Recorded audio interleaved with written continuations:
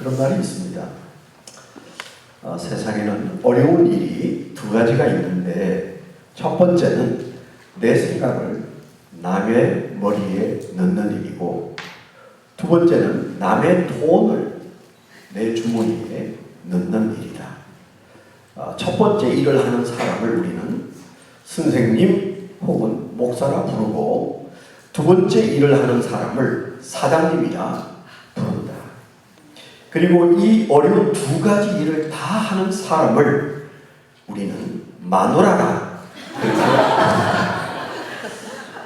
그러므로 선생님에게 대드는 것은 배우기 싫은 것이요 사장님에게 대드는 것은 돈 벌기 싫은 것이고 마누라에게 대드는 것은 살기 싫은 것이다. 남에게 자기 생각을 집어넣는다는 게 사실은 굉장히 어려운 일이죠. 오늘 또 이렇게 여러분들이 알 것 다 아시는 분들에게 또 두 번째 시간에 제 마음속에 주신 하나님의 말씀이지만은 제게 담겨주신 말씀을 여러분에게 또 이렇게 넣는다는 게 참 어려운 일이에요.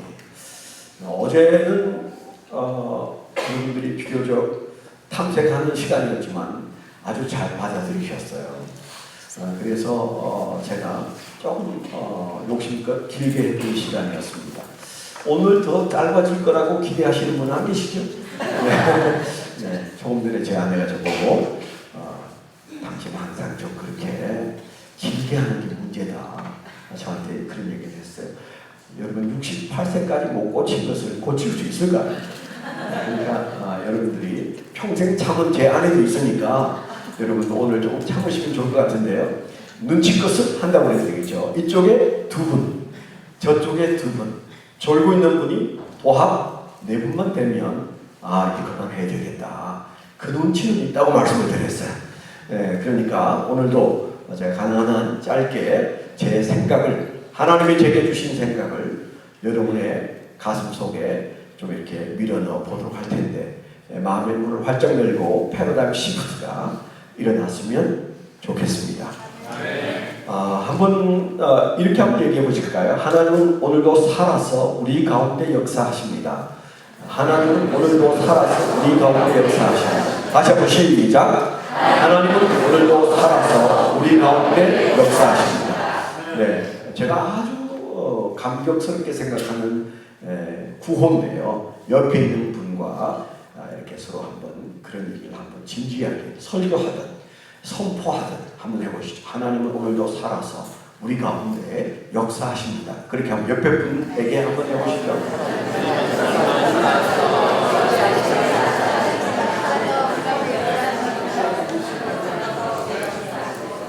네. 어제는 우리 학생들이 많이 나오셔서 제가 흥분했습니다. 오늘은 어제 나왔던 분 중에 두 분이 안 보이는 것 같고요.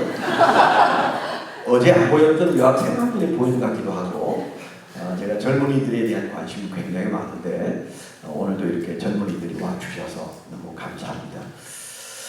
오늘 이제 우리가 두 번째 시간을 함께 할 아주 중요한 시간인데 둘째 날이 정말 중요한 시간이에요.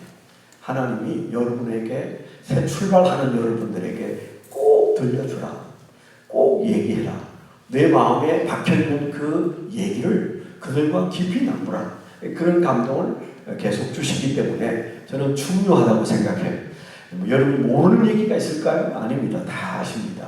충분히 아는 얘기지만 그 아는 얘기를 다시 들려주실 때 여러분 마음속에 그 말씀을 붙잡으려고 하는 노력을 하는 순간 여러분 삶 속에 그 말씀이 쑥 들어와서 말씀은 항상 살아서 역사하시기 때문에 여러분들이 옥토로 그 말씀을 붙잡으면 그 말씀은 저절로 우리의 삶을 이끌어 가시고 변화시키고 연면맺게 해주시는 줄 믿습니다. 그래서 그냥 마음만 열고 내 마음이 지금은 옥토다. 주의 말씀이라면 무엇이든 받아들일 준비가 되어 있다. 그 마음만 가지시면 나머지는 성령님이 역사하실 줄 믿습니다.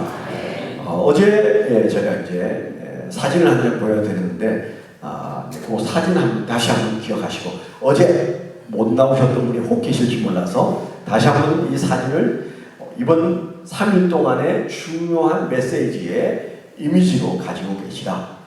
예수님이 브릿지였는데 바로 우리가 그 예수의 제자로서 마땅히 우리도 브릿지인데 우리가 언제 이 다리 놓는 일에 관심이 얼마나 있었는가.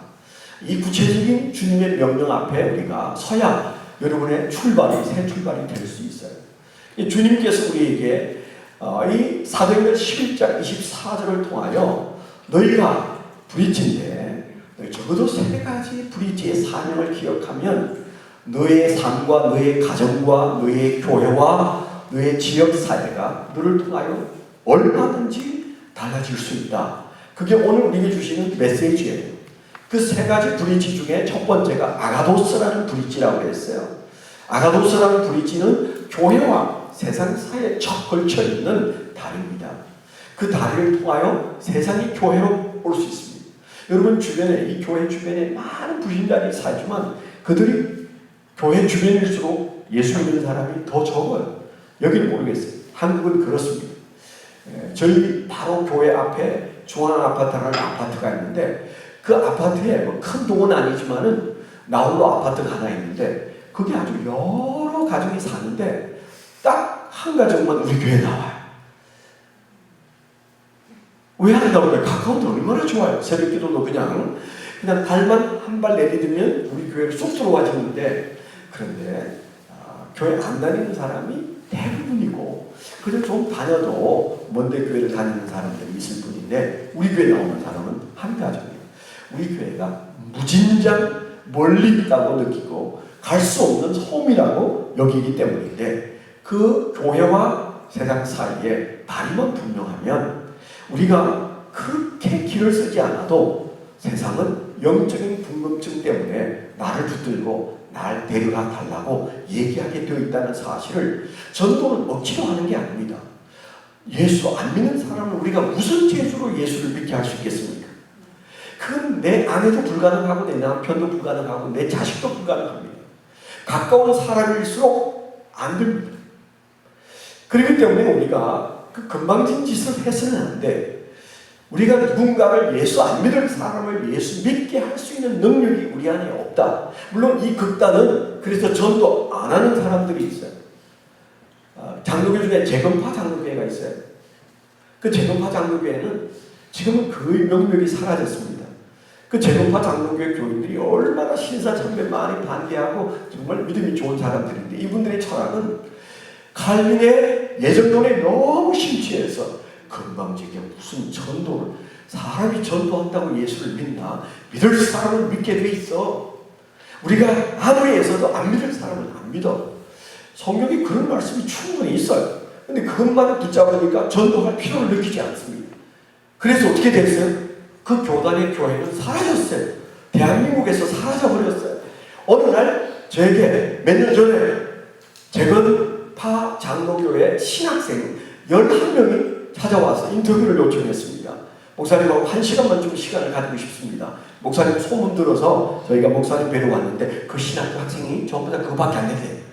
그 신학교는 11명의 신학생이 있대. 제가 볼 때는 곧 문 닫을 시간이 임박한 교회, 신학교예요. 그 교단도 그렇지 않겠습니까?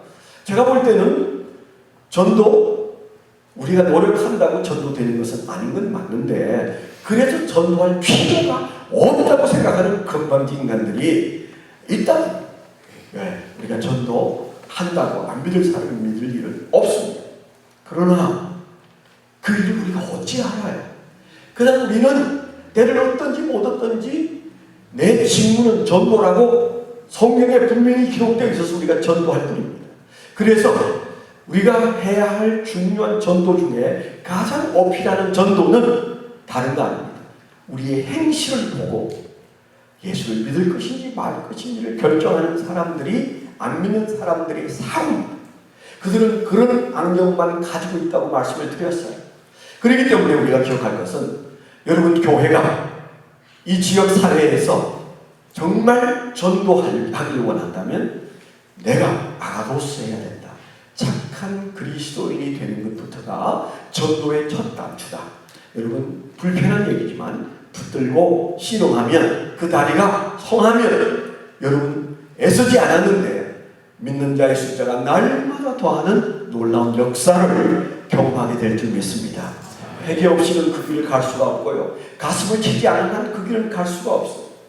그래서 우리가 이 사실 앞에 서야 되는데, 제가 어젯밤에 한 말 중에 몇 마디를 놓치고 그런 게 좀 아쉬웠는데, 또 안 하려고 했는데 또 생각나서 성령의 인도인지는 모르겠지만 한마디를 하고 오늘 설교로 넘어가야 되겠어요. 하용재 목사님에게 들은 얘기입니다. 세상 떠나셨지만은 그분이 어느 날 몇 분의 목사님과 교제하는 가운데 그분이 하셨던 얘기인데, 제가 생생하게 기억하고 있는 얘기예요. 그분이 그런 얘기를 했어요. 어느 날 그 교회 집사, 여집사 한 분이 노크를 해서 찾아와서, 목사님, 저를 위해서 기도해 주십시오. 그래서 기도받기를 원해서 오신 교인이 한 분 계신데, 집사인데 그분이 어느 모 여자대학 교수랍니다. 근데 이제 그분이 와서 대강은 들었는데 이분이 자초지종을 기도받으러 온 이유를 얘기하는데, 목사님 마음속에 그 가슴 속에서 큰 감동과 눈물이 흘렀던 얘기를 들려주신 적이 있었어요.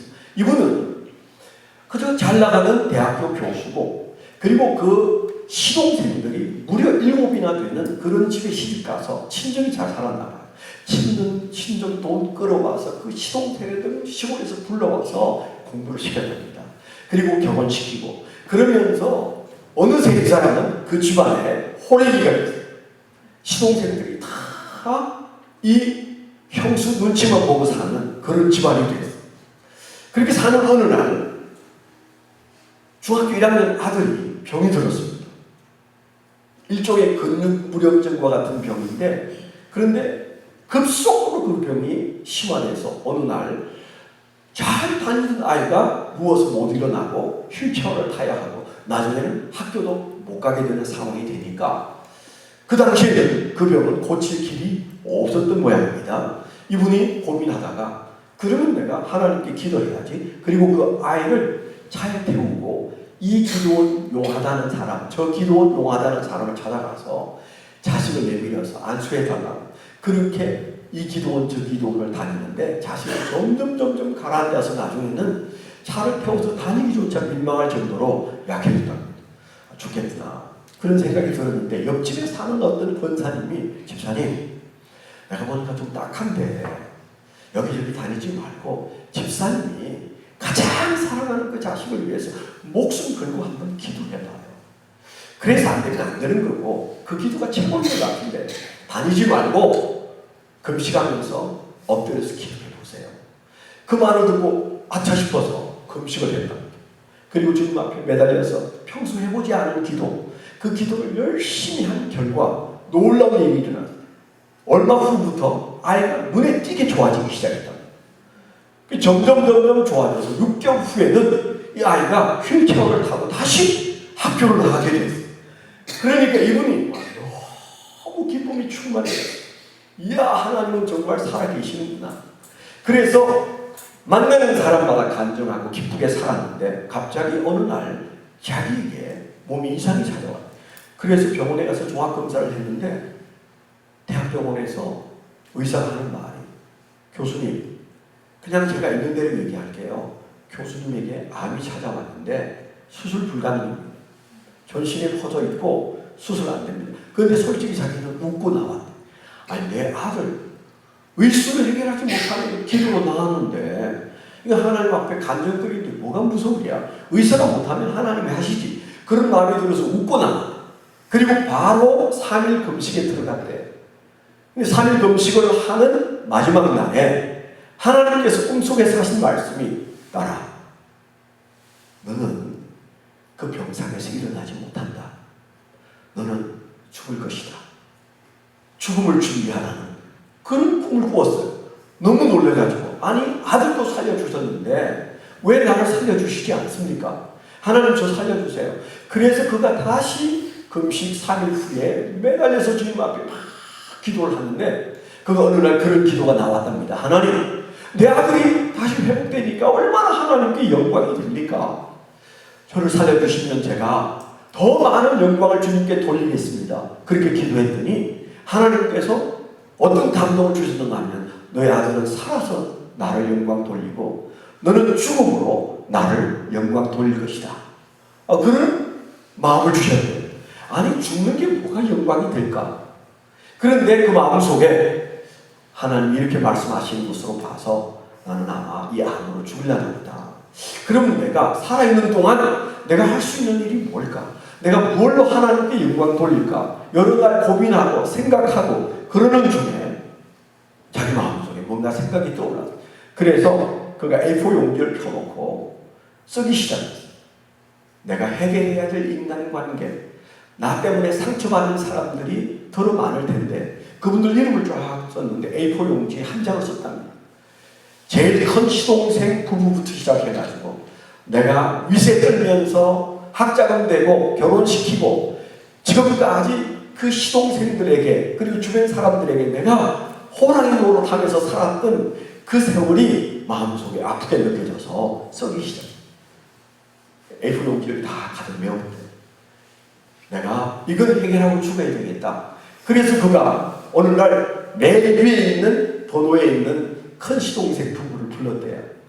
정성껏 밥을 준비해서 식사를 대접했어요. 암 걸린 사실을 아는 시동생 부부가 어쩔 줄 몰라 하면서 이제 밥을 같이 먹게 됐어요. 밥을 먹고 차를 마시면서 도련님 정말 미안해요. 내가 죽음을 앞에 두니까 당신이 너무 생각났다.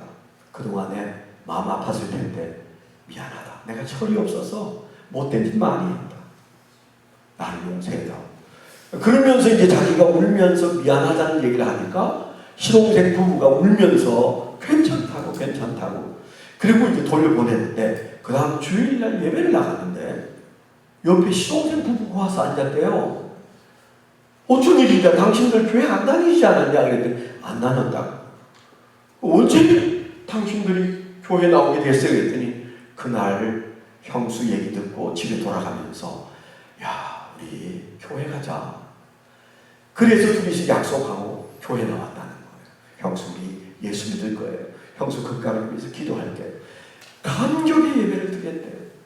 그렇게 하나하나 지우기를 시작하면서 많은 역사가 일어났대요.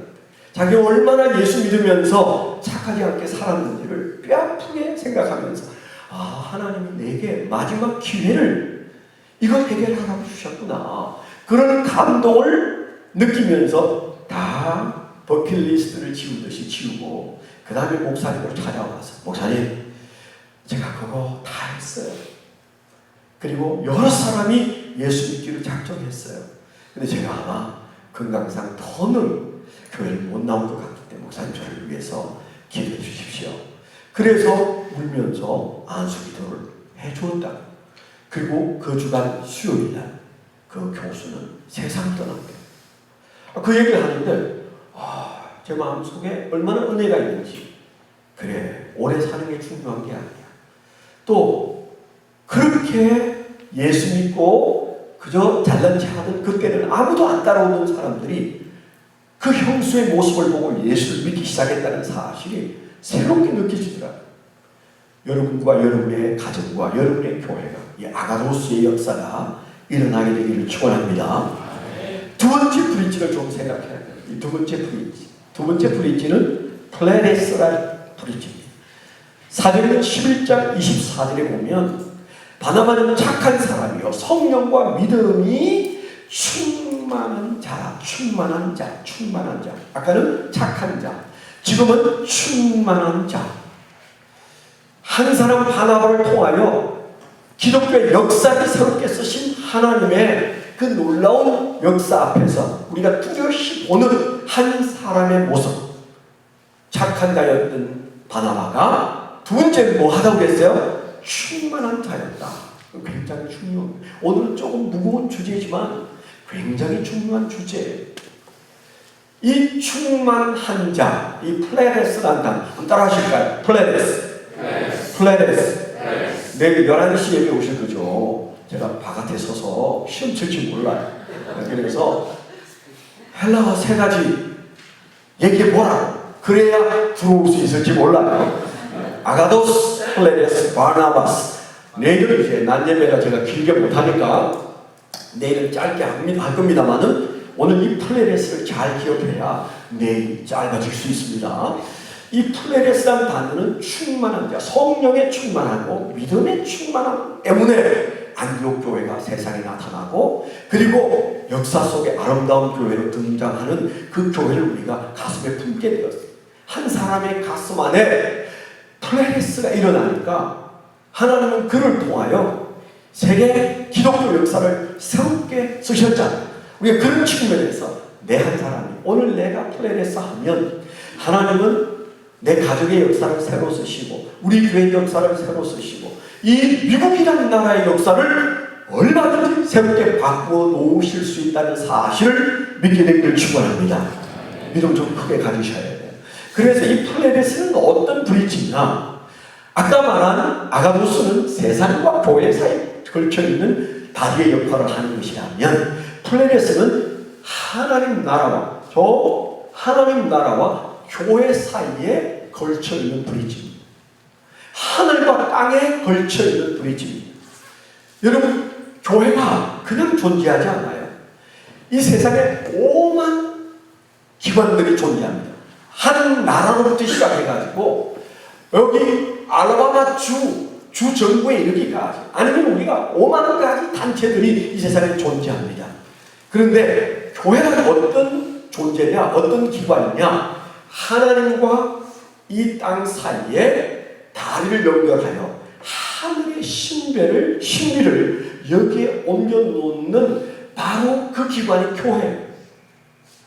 아무리 작아도 지하실에 있어도 서너 명이 모인 교회도, 여러분 몇만 명 모이는 교회와 그냥 몇십 명 모이는 교회가 다를까요?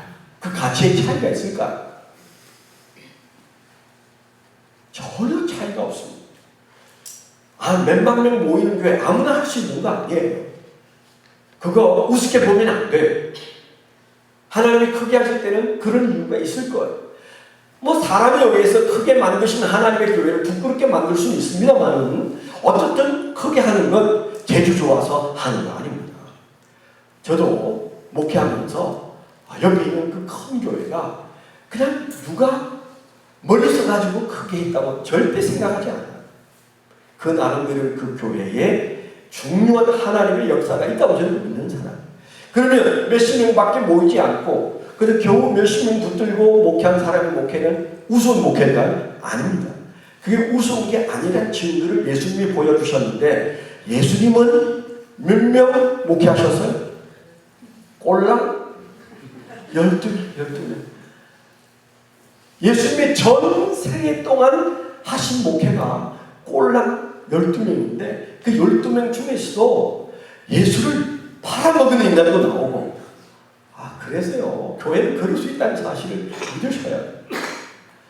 여러분, 우리가 읽었던 사도행전 4장 끝에 바나바가 나와서 그의 믿음이 아름다워서 그에게 별명을 지어줬는데, 바로 그 뒤에 붙어서 아나니아라는 사람이 등장해요. 이 성경을 누가 이렇게 장을 나누었는데 아주 버릇없이 나누었어요. 성경 장과 절은 성경과 무관합니다. 성경이 기록된, 요한계시록이 기록된 지 1000년이 지난 다음에 장을 어떤 신부가 나누었어요. 그렇죠?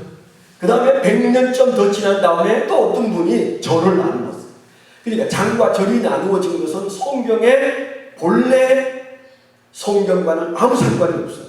어떤 분이 열심히 특심이어서 장을 나누어 보고 절을 나누어 보았으니까 그거 우리가 인정해 줘야 해요. 적어도 그 사람은 한 1000번쯤 읽었을 거예요. 여기 1000번 성경 읽으신 분 안 계시죠? 저희 교회는 성경 읽기 운동을 지금 하고 있는데요. 1월 달에 저도 이제 그 순서에 따라서 지금 현재 읽는데, 아주 열심히 읽는 사람은 40일 동안에 16번 읽은 사람도 있고요.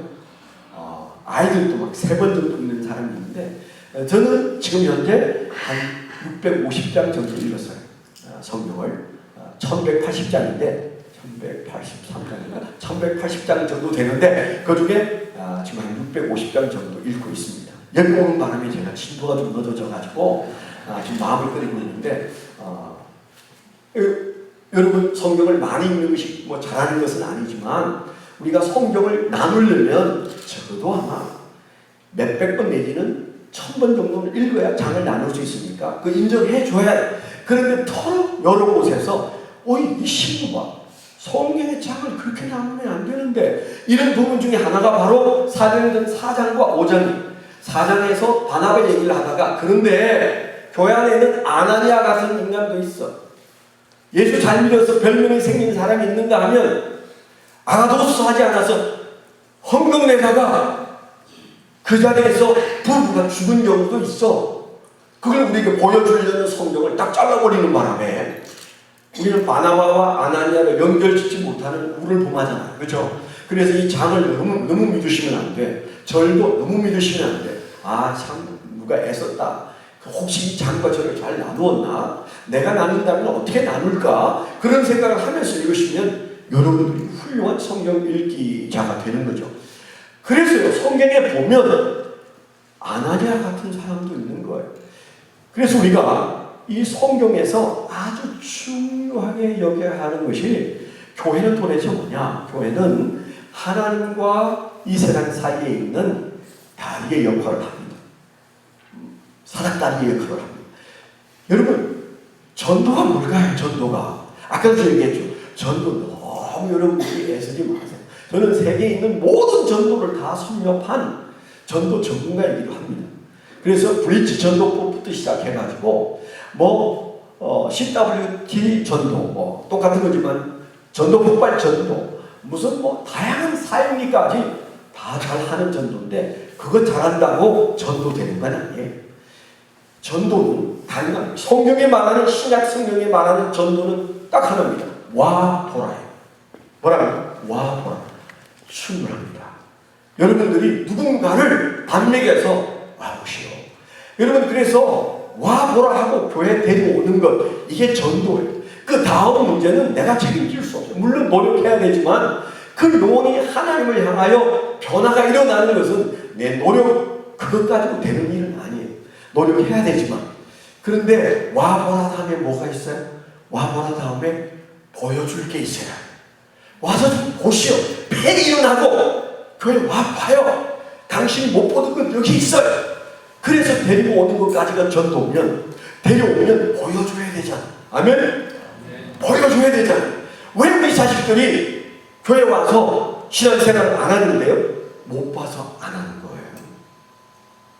교회는 그냥 우리끼리 찬송 부르고 우리끼리 교제하는 게 교회가 아니에요. 보러 왔어요. 봐야 해. 뭘 봐야 해요? 여기서 하나님을 만나고 여기서 예수님을 보고 여기서 성령님의 역사를 보고 여기서 하늘의 신비를 보고 아멘? 와 보라. 안드레가 말했던 그 전도 베드로 보고 폐인을 하고 와 보라. 오면 보게 될 것이다. 예수 만나면 내가 말하지 않아도 당신은 그 예수를 따르게 될 것이다. 그래서 와 보라고 한 게 전도예요. 전도 쉬워요. 근데 전도의 열매는 보여줄 게 있어야 돼요. 보여줄 게 있어야 돼요.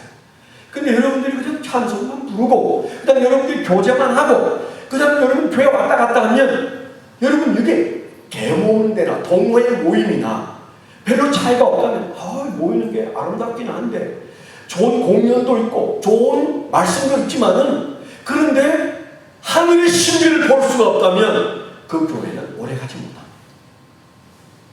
오래가지 못합니다. 물론 당분간 상당한 교회들은 프로그램으로 막 잡아 돌리는 교회들이 있어요. 제가 한 20년 전에 미국에 와서 유명한 교회들을 돈을 많이 들여서 교회들을 다 이렇게 제가 섭렵을 한 적이 있어요.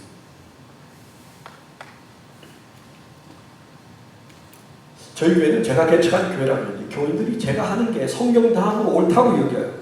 그리고 목회가 얼마나 쉬워요. 내가 미국 가서 교회를 좀 둘러보고 와야 됩니다. 돈이 얼마가 듭니다.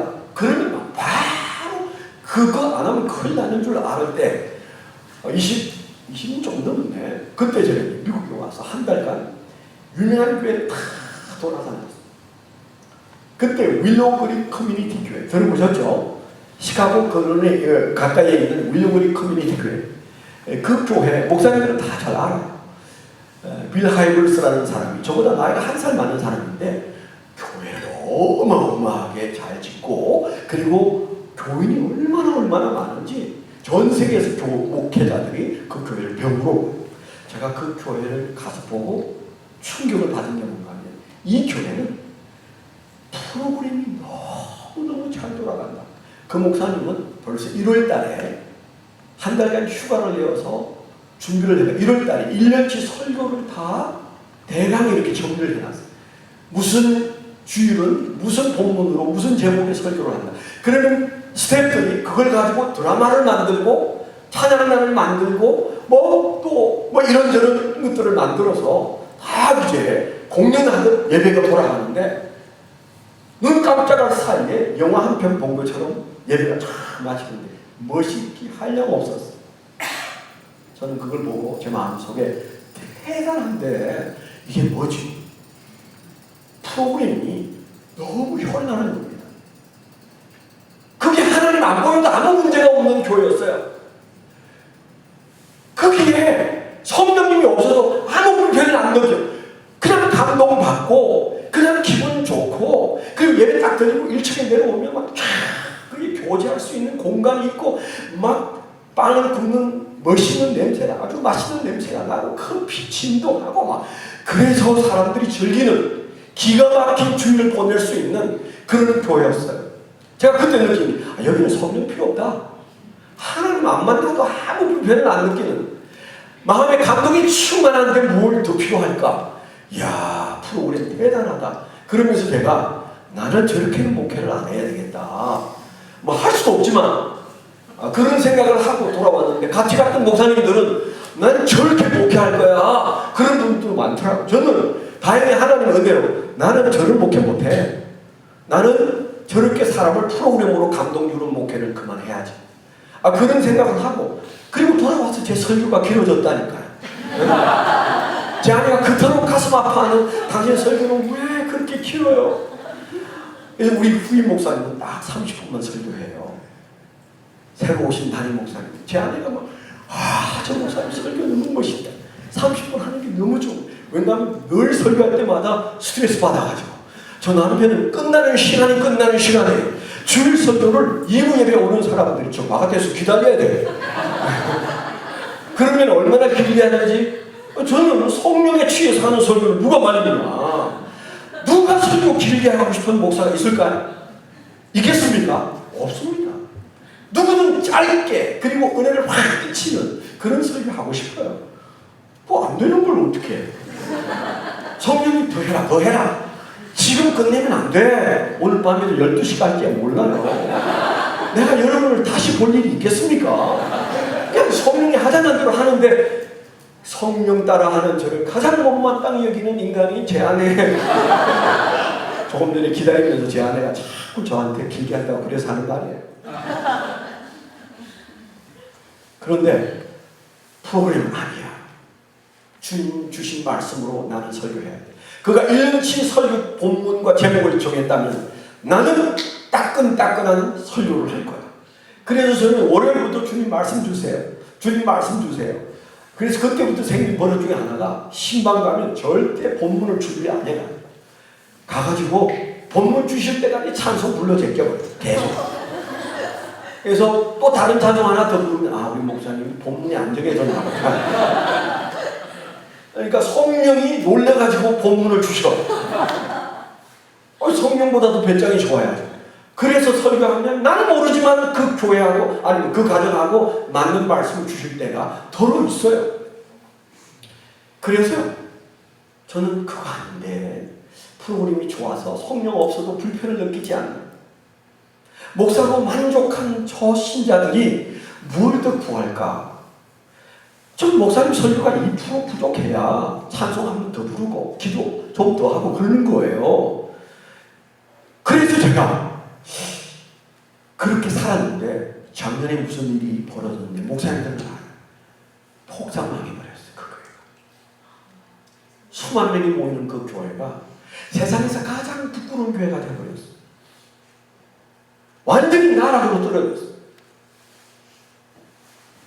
제가 20년 전에 하나님이 나에게 보여주셨던 것이 그렇게 틀리진 않다. 프로그램이 잘못됐다는 게 아니에요. 얼마든지 감동 줄 수 있지만 그것에 취하면 성령 필요 없고 하나님 필요 없고 말씀 필요 없이 그냥 교회 왔다 갔다 할 수 있고 그냥 사람 모여들 수 있고 당분간 그럴 수 있다. 그건 교회 아닙니다. 제가 하고 싶은 플레이리스트는 교회는 반드시 작거나 크거나 지하실에 있거나 서너 명이 모였건 간에 하나님 기뻐하시는 교회는 하늘의 신비가 교회 안에 있어서 와 보라! 당당하게 데리고 와서 아무 계시고 와봐요. 당신이 볼 게 거기에 있어요. 우리 교회는 당신이 만날 분이 계시고 당신이 만나야 할 사건이 있어요. 내가 설명은 어렵지만 와보시면 거기에 세상에서는 만나지 못하고 돈 주고는 만나지 못하는 어떤 비밀을 만나게 될 거예요. 그 신비를 만날 거예요. 우리가 그거 장담할 수 있어야 교회입니다. 아멘. 거기에서 치유가 일어나고 거기에서 신비가 경험되어지고 거기에서 회복이 일어나고 아 내가 세상에 보던 게 전부가 아니구나. 저 사람들이 저렇게 미쳐서 돌아가는 이유가 뭐가 있구나. 그래서 그 놀라운 세상에 눈을 뜨잖아요. 베드로와 야고보와 요한이 베라산에서 예수님의 신비한 모습을 보고 너무 놀라가지고 뭐라고 했어요? 이야 여기다 집 지어야 되겠다 그랬잖아요. 그럴 때 뭐라고 그랬어요? 아니야 내려가야 돼. 한참 후에 베드로 전서에서 뭐라고 그랬어요? 나는 그때 그 놀라운 비밀을 보았거니와 그런 예수님을 본 적도 없는 당신들이 주님을 뜨겁게 섬기고 사는 것은 정말 아름답다 그렇게 말하지 않았겠어요? 여러분 교회가 눈으로 보이지 않는 하늘의 신비가 이곳에 넘치는 그런 교회가 되기를 축원합니다. 그게 뭐냐? 그게 플레데스입니다. 충만하지 않은 목사, 충만하지 않은 장로, 충만하지 않은 집사를 통하여서는 여기에 신비가 만들어지지가 않아요. 건물 가지고 해결 안 되고 여기 아주 은사 있는 공연자가 노력하는 것 6개월이면 땡입니다. 여기에 뭐가 있어야 된다고요? 하늘로부터 배달된 놀라운 신비가 있어야 되는데 불행하게도 그 신비는 플레레스를 통하여 나타나요. 하늘과 교회 사이에 놓여있는 사닥다리, 하늘과 교회 사이에 놓여있는 브릿지, 그 브릿지를 통하여 하늘의 신비가 공급된다는 사실을 기억하셔야 돼요. 그거 없는 교회는 아무것도 아닙니다. 정말 아무것도 아닙니다. 만일 그게 있다면 소수가 모였다고 문제가 될까요? 12명을 목회하신 예수님 앞에 이 교회는 차고 넘치는 거예요. 너무 많은 거예요. 저도 나중에 교인수가 불어나서 1000명이 넘는 교인이 되니까 교인 이름을 다 못 외워서 너무 힘들어요. 아이패드에 사진 올려놓고 그리고 새벽마다 그 이름 외우느라 그래서 제가 종종 우리 부사역자 회의 때 사진 뒤로 이름 대. 이 사람 이름 대봐. 이 남편 이름 대봐. 아이들 이름 대봐. 아 그런 시험도 쳤다니 얼마나 지독한 목사였겠어요. 내가 안 되는데 저 사람들은 될까? 근데 부사역자 중에 되는 사람이 있더라. 나는 못 외워서 절절 매는데 이름 빼고 있는 부사역자도 있긴 하더라. 그러면 목사가 다 못 외우는데 장로 집사들이 새로운 교인들의 이름을 그리고 신상을 다 기억할까요? 그거 쉽지 않아. 그래서 여러분 교인이 많으면 교회가 멋있게 돌아가서 우리가 안심을 해. 우리 교회 부흥해. 그런데 정말 그 교회가 하늘의 신비가 옮겨지는 플레레스가 있는가 안 물어도 되는 교회가 되는 것. 지금이 좋습니다. 그거 묻지 않고는 안 되는 때 새로 시작하는 여러분들이 정말 하나님이 기뻐하시는 교회가 이 땅에 정말 희소한데 우리 교회가 작거나 크거나 정말 하늘의 신비가 이곳에 옮겨져 있는 나를 통하여 플레레스인 나를 통하여 그 신비가 옮겨져 있는 그런 교회가 될 때 하나님이 기뻐하시고 새로 전도된 성도가 변화가 일어나는 그런 놀라운 역사가 일어날 줄 믿습니다. 여러분 변화가 없는 교회는 교회 아닙니다. 누군가가 새로 태어나고 누군가가 뒤집어지고 누군가가 인생의 방향을 전환하는 그 놀라운 변화가 있어야 돼요. 그거 없으면 그 교회는 죽은 교회예요. 죽은 교회. 숫자가 몇 명 안 돼도 괜찮아. 변화가 있으면 살아있는 거예요. 사람을 살리는 교회가 살아있는 교회지 숫자가 많은 교회가 살아있는 교회일까요? 정직하게 말해보세요. 여러분이 어떤 교회를 원하십니까? 여러분 마음속에 꿈꾸는 교회가 있잖아요. 누구에게든 자기가 꿈꾸는 교회가 있어요. 저도 이거 아닌데 내 마음속에 꿈꾸는 교회가 있더라고요. 그래서 어느 날 제가 개척하면서 야, 교회 이름을 지어야 되는데 뭐라고 지으면 좋을까? 그래서 제 마음속에 떠오르는 교회 이름이 한국 역사에 처음 나온 이름의 아름다운 교회. 제가 그 당시에는 지금도 있습니다만은 교회 이름을 다 수록한 주소록이 해마다 나와요. 아름다운 교회를 아무리 찾아봐도 전국에 있는 5만 교회 이상 된 교회 안에서 아름다운 교회가 없더라고요. 그런데 하나님이 나에게 그 이름을 지으라고 해서 아름다운 교회 지었더니 핍박이 얼마나 심했는지 아세요? 제가 개척 나올 때 모교회 어떤 안수집사님을 찾아가서 그분이 조목조목 저한테 그분이 죄송합니다. 서울대를 나온 아주 똑똑한 분이에요. 근데 이분이 그 똑똑한 논리로 저한테 조목조목 요 이름은 교회 이름 아닙니다. 미장 이름입니다. 아니 애들이나 오지 누가 오겠습니까? 이렇게 가변 형용사로 된 이름으로 교회 이름 짓는 건 나 처음 봤어. 바꾸세요. 제가 그분의 얘기를 한 30분 듣고는 마음이 흔들렸어요. 맞구나. 어떡하지? 도장도 파놓고 간판도 그러는데 저분이 헌금을 한 50만 원만 하고 가면 나 교인도 없으니까 이름 바꿔야지. 근데 30분 동안 저한테 따지듯 얘기하고는 기도해주고 그냥 가버렸어요. 헌금 한 푼도 안 했어요. 그래서 간판 달고 도장 바꿀 돈이 없어가지고 당분간은 안 되겠다. 그런데 놀라운 일이 벌어지기 시작했어요. 이 교회 이름이 너무 마음에 들어요. 찾아오는 사람들이 그런 말을 하기 시작해요. 그리고 누군가가 등록을 해요. 뭐야, 이 미장은 아니네. 이 이름이 좋다는 사람들이 있네. 그런데요, 몇 년 뒤부터 그냥 여기저기에서 교회 이름이 아름다운 교회 이름으로 개명하는 교회부터 시작해가지고 10년 대전에 있는 어떤 목사님은 저한테 편지를, 목사님 죄송합니다. 우리 교단인데 목사님 교회 이름을 내가 좀 허락받고 바꾸고 싶은데 우리 교회는 15년 된 교회인데 교회 이름을 이번에 바꾸기로 했습니다. 아름다운 교회로. 그래도 되겠지요. 내가 무슨 턱끈 빼놓은 것도 아니고 왜 이런 편지를 다 보냈냐. 지금 아름다운 교회끼리만 모여도 아마 1000교회가 될 거예요. 왜 그런 이름을 지었을까요? 제 마음속에 꿈꾸는 교회가 있었어요. 그 꿈꾸는 교회는 다른 꿈이 아주 유치한 용서하십시오. 33살짜리가 개척하면서 지은 이름이니까. 나는 너무너무 싸우는 교회에서 성장해가지고 안 싸웠으면 좋겠다. 이런 이름을 지으면 그 이름 밑에서 신앙하면서 싸울까? 그런 마음이 들어서 제가 솔직히 기도하면서 그 이름을 지었는데 이름 잘 지어서 그런지 34년 목회할 때 우리 교회는 싸운 적이 없어요. 아멘? 싸운 적이 없어요. 그 이름 때문인지 몰라도 저희 부부도 2000년 11월 25일부터 지금까지 한 번도 안 싸워요. 그 전에는 싸웠다는 얘기잖아. 그런데요, 제가 좀 옆에 갔습니다만은 여러분 꼭 기억하세요. 교회는 정말 아가도스 해야 되지만 그 다음에 아가도스 가지고는 여러분 누구를 잡아와도 그 사람이 내한테 매료돼서 찾아와도 여러분 변화되지 않으면 언제든 할지 몰라요. 변화돼야. 무엇으로 변화시킬까요? 밥 산다고? 아닙니다. 프로그램으로? 아닙니다. 그거 얼마 전에 식상해요. 진짜 하늘의 신비를 만나야 돼요.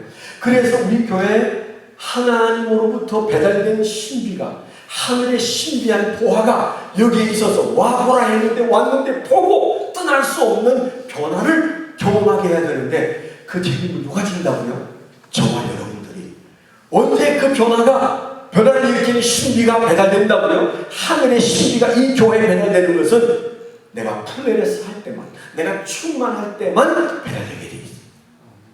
그렇다면 여러분 변화가 있는 교회, 보여줄 수 있는 교회가 되려면 첫째도 내가 충만해야 되고 둘째도 내가 충만해야 돼요.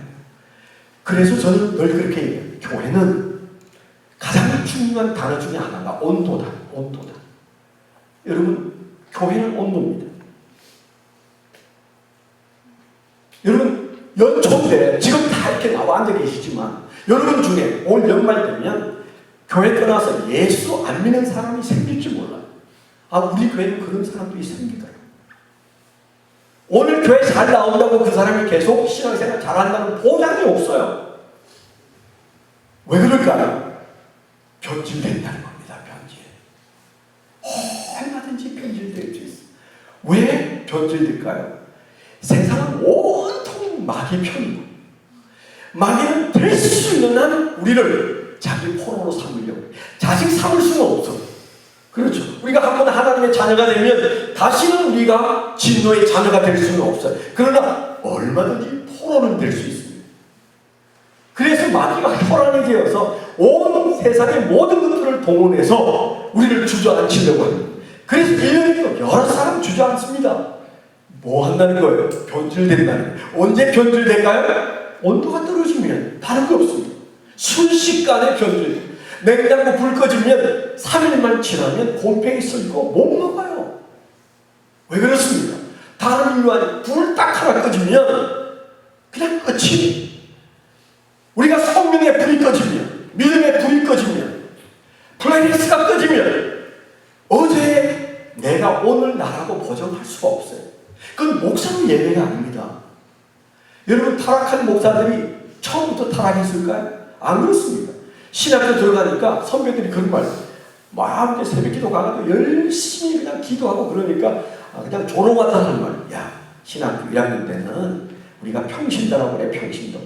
목사라고 해, 목사. 1학년 때가 제일 뜨거워. 2학년 때는 전도사야. 3학년 때는 집사야. 4학년 때는 평신도가 되어서 나가는 거야. 너 그렇게 안 되려면 정신 바짝 차려. 너 하는 짓이 지금은 목사인데 너 3년 있다가 보면 평신도 돼. 그런 얘기를 하고 저게 무슨 말인가 했는데 그게 거짓말은 아니에요. 신학교 안에서도 얼마든지 온도가 내려갈 수 있어요. 목사님들도 얼마든지 온도가 내려갈 수가 있어요. 장로님들도 믿음 좋을 때 장로 됐잖아요. 집사 됐잖아요. 그런데 얼마든지 그 온도가 내려갈 수 있어요. 그런데 교회는요, 뭘 추구해요? 변질이 아니라 변화입니다.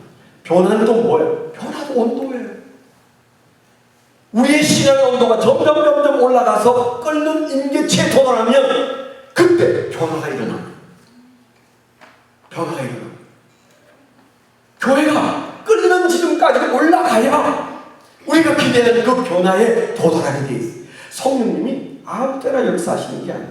오늘 우리가 읽었던 말씀, 아까 여러분 보시면서 잘 아는 말씀이었죠. 사도행전 4장에 바나바가 등장하기 전 바로 그 바나바가 등장하게 된 배경이 뭐였습니까? 주의 종 바울과 그리고 요한이 잡혀가서 감옥살이 하는데 그 전에 야고보가 죽었기 때문에 죽을 줄 알았어요. 그래서 죽었구나. 베드로가 죽겠구나. 그래서 그들이 열심히 기도하는 도중에 하나님께서 그들을 풀어놓아 주셨어요. 그래서 그들이 함께 모여서 우리 읽은 말씀을 보면 그들이 주님 앞에 뭐라고 했어요? 하나님 말씀이 기록된 대로 세상은 우리를 공격할 것을 우리가 이미 알고 있었습니다. 알고 있었는데 우리가 저런 핍박에 위축되지 않냐고 우리가 능히 저들을 대적할 수 있도록 하나님 우리에게 담력을 주시고 그리고 우리에게 많은 기적을 주셨어요. 병도 낫게 하시고 놀라운 사도행전 2장의 역사가 일어나게 해주십시오. 그러면서 그들이 기도를 시작했는데 성경에 보니까 뭐라고 했어요? 빌기를 다하며 빌기를 다하며 그 말은 무슨 말이에요? 그들의 기도가 임계치에 도달하니까 그들의 기도의 온도가 끓는 점에 올라가니까 바로 그 빌기를 다하는 순간에 하나님이 하늘 문을 여시고 신비를 쏟아 부어주셔서 그들 안에서 놀라운 기적들이 일어나기 시작했다고 했어요. 다시 성령 충만해지고 그들은 무엇이든 할 수 있는 그런 신비가 가득한 교회가 됐다고 했어요. 온도가 어떻게 됐다는 거예요? 변화에 이르는 임계치에 도달한 여러분, 우리가 기도했다고 응답되는 거 아니에요. 나 기도 40일 새벽 기도했는데 왜 응답이 안 돼요? 누가 40일 하면 응답한다고 그랬는데? 누가 그렇게 말씀하셨는데? 없어요. 우리 기도는 뭐예요? 우리는 그냥 마치 인디안 기후제처럼 성령이 역사하실 때까지 기도하는 겁니다. 왜요? 우리가 모르는 기도가 빌기를 다하는 순간은 내가 정하는 게 아니에요. 내가 40일, 내가 20일 정해서 기도하는 게 아닙니다. 그 보따리는 하나님이 붙들고 계셔서 내 기도가 거기 찰 때까지가 언제인지 몰라요. 그냥 여러분 그렇게 길게 잡으면 금방 채워집니다. 그래서 빌기를 다 할 때 그때부터 하늘의 신비가 내 가정에 오고 내 인생에 오고 우리 교회에 오게 되는 줄 믿습니다. 그게 없으니까 프로빌림에 그냥 마음이 빼앗겨서 그런 어떤 은사자를 찾기 시작하고 그런 것들 가지고 사람의 마음을 좀 어떻게 만들어 보려고 잡아보려고 하는데 오래 안 간다는 사실, 그거 필요 없다는 사실이 아니에요. 있으면 좋아요.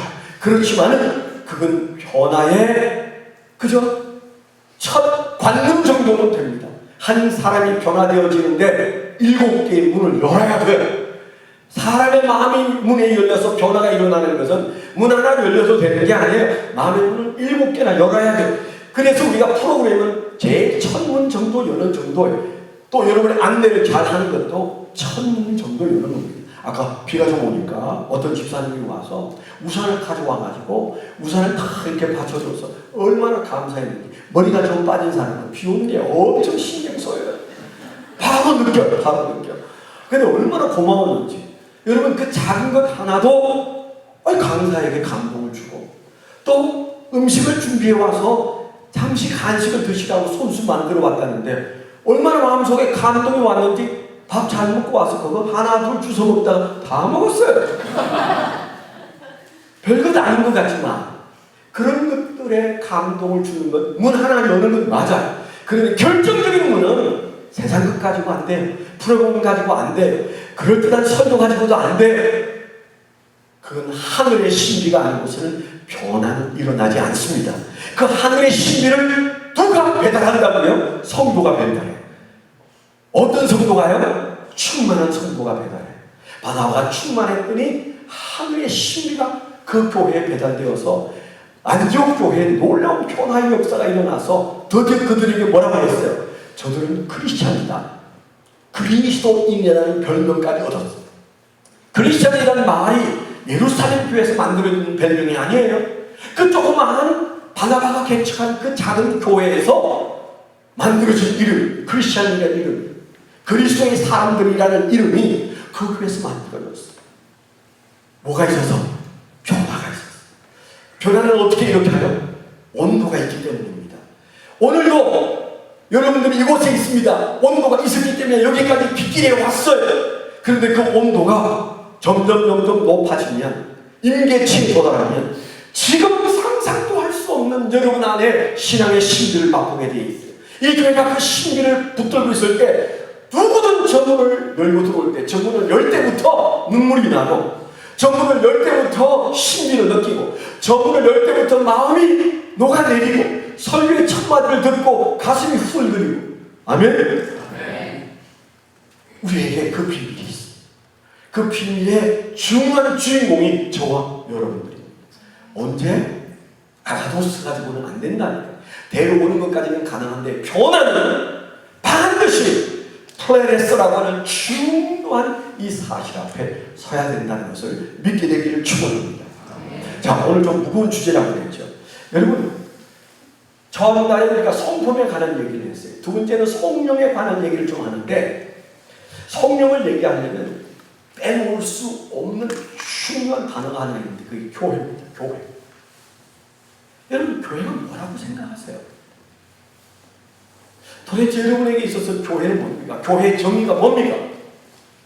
제가 우리 교회에서 수많은 사람들을 가르치면서 제자 훈련하면서 꼭 물어보는 단어 중에 하나가, 성도님은 교회가 뭐라고 생각하십니까? 아주 난감하게 생각해요. 너무 잘 아는데 물으니까 뭐라고 대답해야 100점이 되는지 무척 힘들어요. 아마 우리 교회 교인들이 그런데 여러분들이 좀 다를까요? 아마 그거 대답할 수 있는 훈련이 돼서 이런 부흥에 오신 건 아니죠. 아니, 걱정하지 마요. 물어보지는 않을게. 그렇지만은 가슴에 손을 얹고 물어보세요. 교회란 무엇인가? 교회의 정의는 뭐지? 아, 여러분들이 그거 금방 생각나지 않아요. 근데 심각한 것은 교회가 무엇이다가 분명하지 않으면 신앙이 여러분 혼자는 그냥 여기저기 찾아다니면서 신앙 구걸을 하는데 여러분들이 가지고 있는 신앙으로 해야 할 교회를 세우는 일은 감당하지 못해요. 감당하지 못해요. 여러분의 지상명령이 뭔지 아세요? 세상에 가서 전도하여 제자 삼아서 교회를 이루는 것이 여러분의 지상명령이에요. 우리가 무슨 행동이든 다 그 행동의 뒤에는 가치가 따라 붙습니다. 얼마짜리냐에 따라서 행동합니다. 제가 여기까지 5시간 제가 여기까지 왜 왔겠습니까? 내가 여기 가야 할 가치를 주님 앞에 무겁게 여겨서 기꺼이 왔습니다. 근데 여러분들이 교회 생활 왜 하는데요? 그 교회 생활의 가치를 깨닫기까지는 교회 생활이 가벼울게 짝이 없어요. 한국 교회는 지금 교회론이 너무 얄팍해요. 그래서 서울시내 교인들의 76%는 수평 이동을 합니다.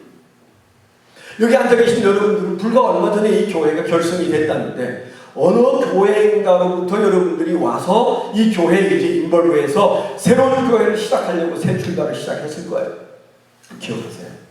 이 교회가 여러분의 인생에 꿈꾸던 그 교회를 만들어내는 작심하는 밤이 되시기를 축원합니다. 찾아다니지 마요, 제발. 찾아다녀도 별교회 없어요. 정말입니다. 저도 독특하고 다닌 교회가 7개 교회, 7개 아름다운 교회까지. 만족하는 교회는 하나도 없었어요. 그 중에 나은이 교회가 아름다운 교회. 왜 아름다운 게 그 중에 나을까요? 제가 개척했으니까 안 좋다는 말을 못하잖아. 그러면 완벽한 교회일까요? 천만의 말씀. 그러니까 여러분 찾아다녀도 좀 낫고 못할 뿐이지 여러분 찾아다녀도 여러분 만족할 수가 없어요.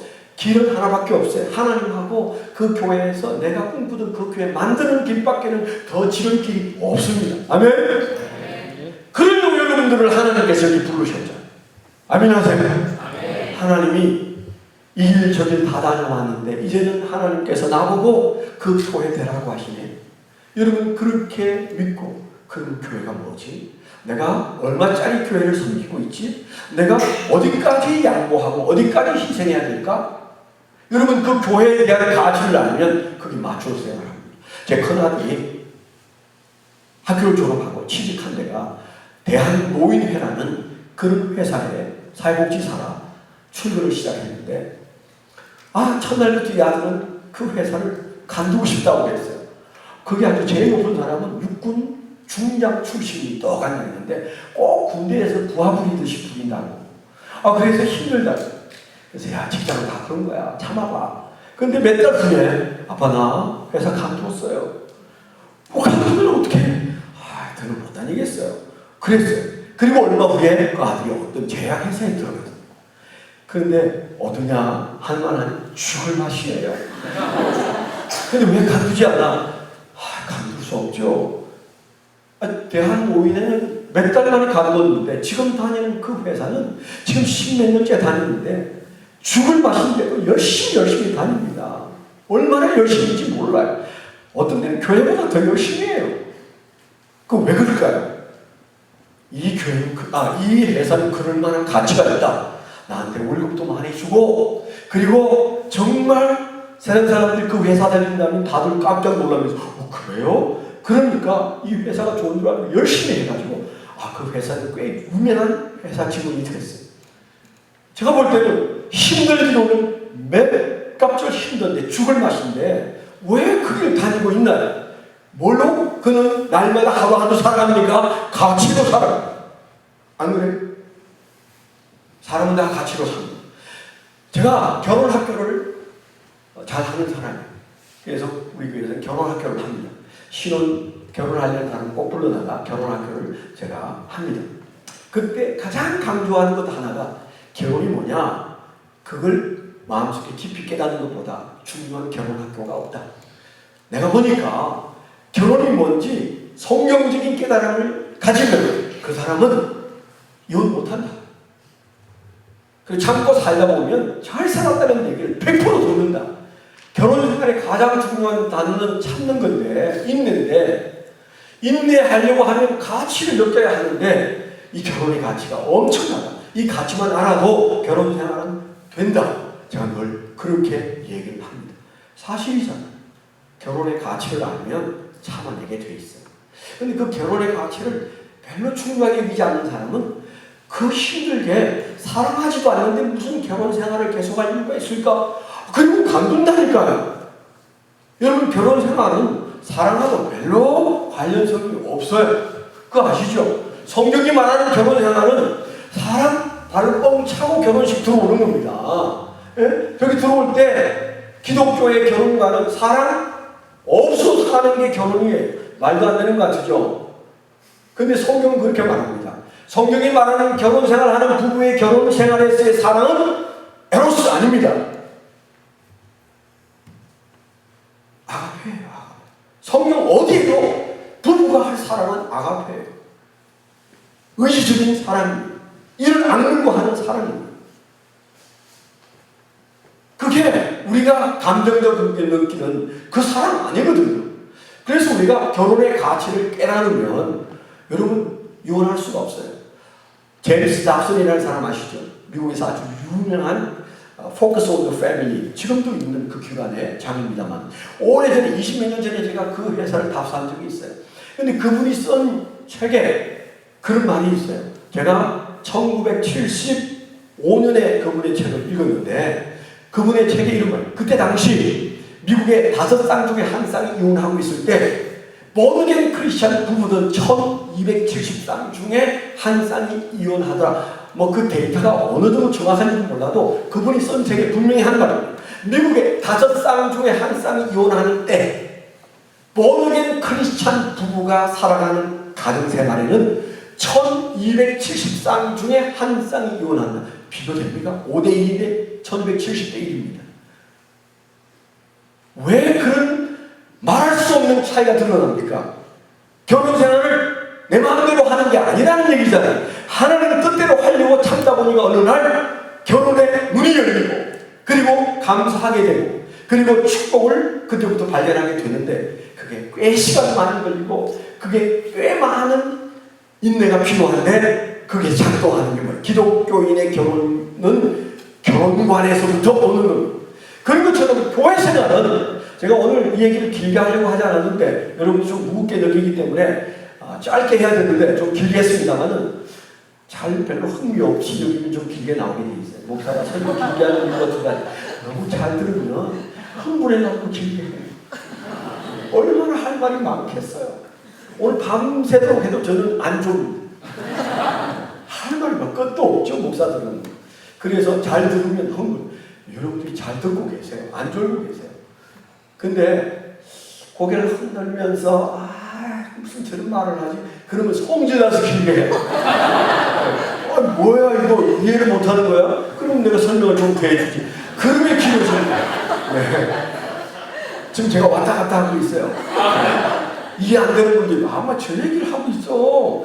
불편하게 이런 분이 한 두세 분 계신 것 같고, 나머지는 저 얘기는 지나가면 될 텐데 뭐 그렇게 생각하는, 잘 사는 것처럼 생각하는 분이 계신데, 여러분 교회 그 가치를 얼마짜리로 여기는가가 정말 중요해요. 정말 중요해요. 물론 여러분 평생 이 교회에서만 신앙생활 하라는 얘기는 아닙니다. 세고 생긴 교회인데 꼭 여기에서만 해야 될까요? 그렇진 않지만 하나님이 가라고 하기 전에는 못 갑니다. 이제부터는 꼭 기억하세요. 하나님이 가라고 하기 전에는 못 갑니다. 딱 한 사람만 움직일 수 있어요. 그 사람이 목사예요. 목사는 신학교에서 그렇게 배웁니다. 보따리 싸놓고 목회라. 하나님이 내일 아침에 가라고 할 수도 있다. 그런데 신학교에서 뭐라고 가르치지 아세요? 교인은 안 그렇다. 교인은 유실수다. 거기에 뿌리를 내리고 나무처럼 박혀 있어서 3년 지나서 열매 맺어야 되고, 열매를 내야 되는데 그거 옮겨 다니면 아무것도 안 된다. 죽을 때 아무도 와서 울어주지도 않는다. 나 그렇게 배웠어요. 여러분 사실입니다. 여러분들이 힘든 신앙생활 잘했는데 여러분들이 그냥 마음 따라서 여기 갔다 저기 갔다 여러분 철학 없이 교회 생활하면 마지막 죽을 때 안 울어준다니까요. 자식 꼴랑 둘 낳고 누가 울어요? 저 같은 경우는 아들만 둘 낳았어요. 그 아들들이 울겠어요. 아, 그래서 손녀들에게 잘하고 며느리한테 잘하려고 며느리 생일날 절대 잊어버리지 않습니다.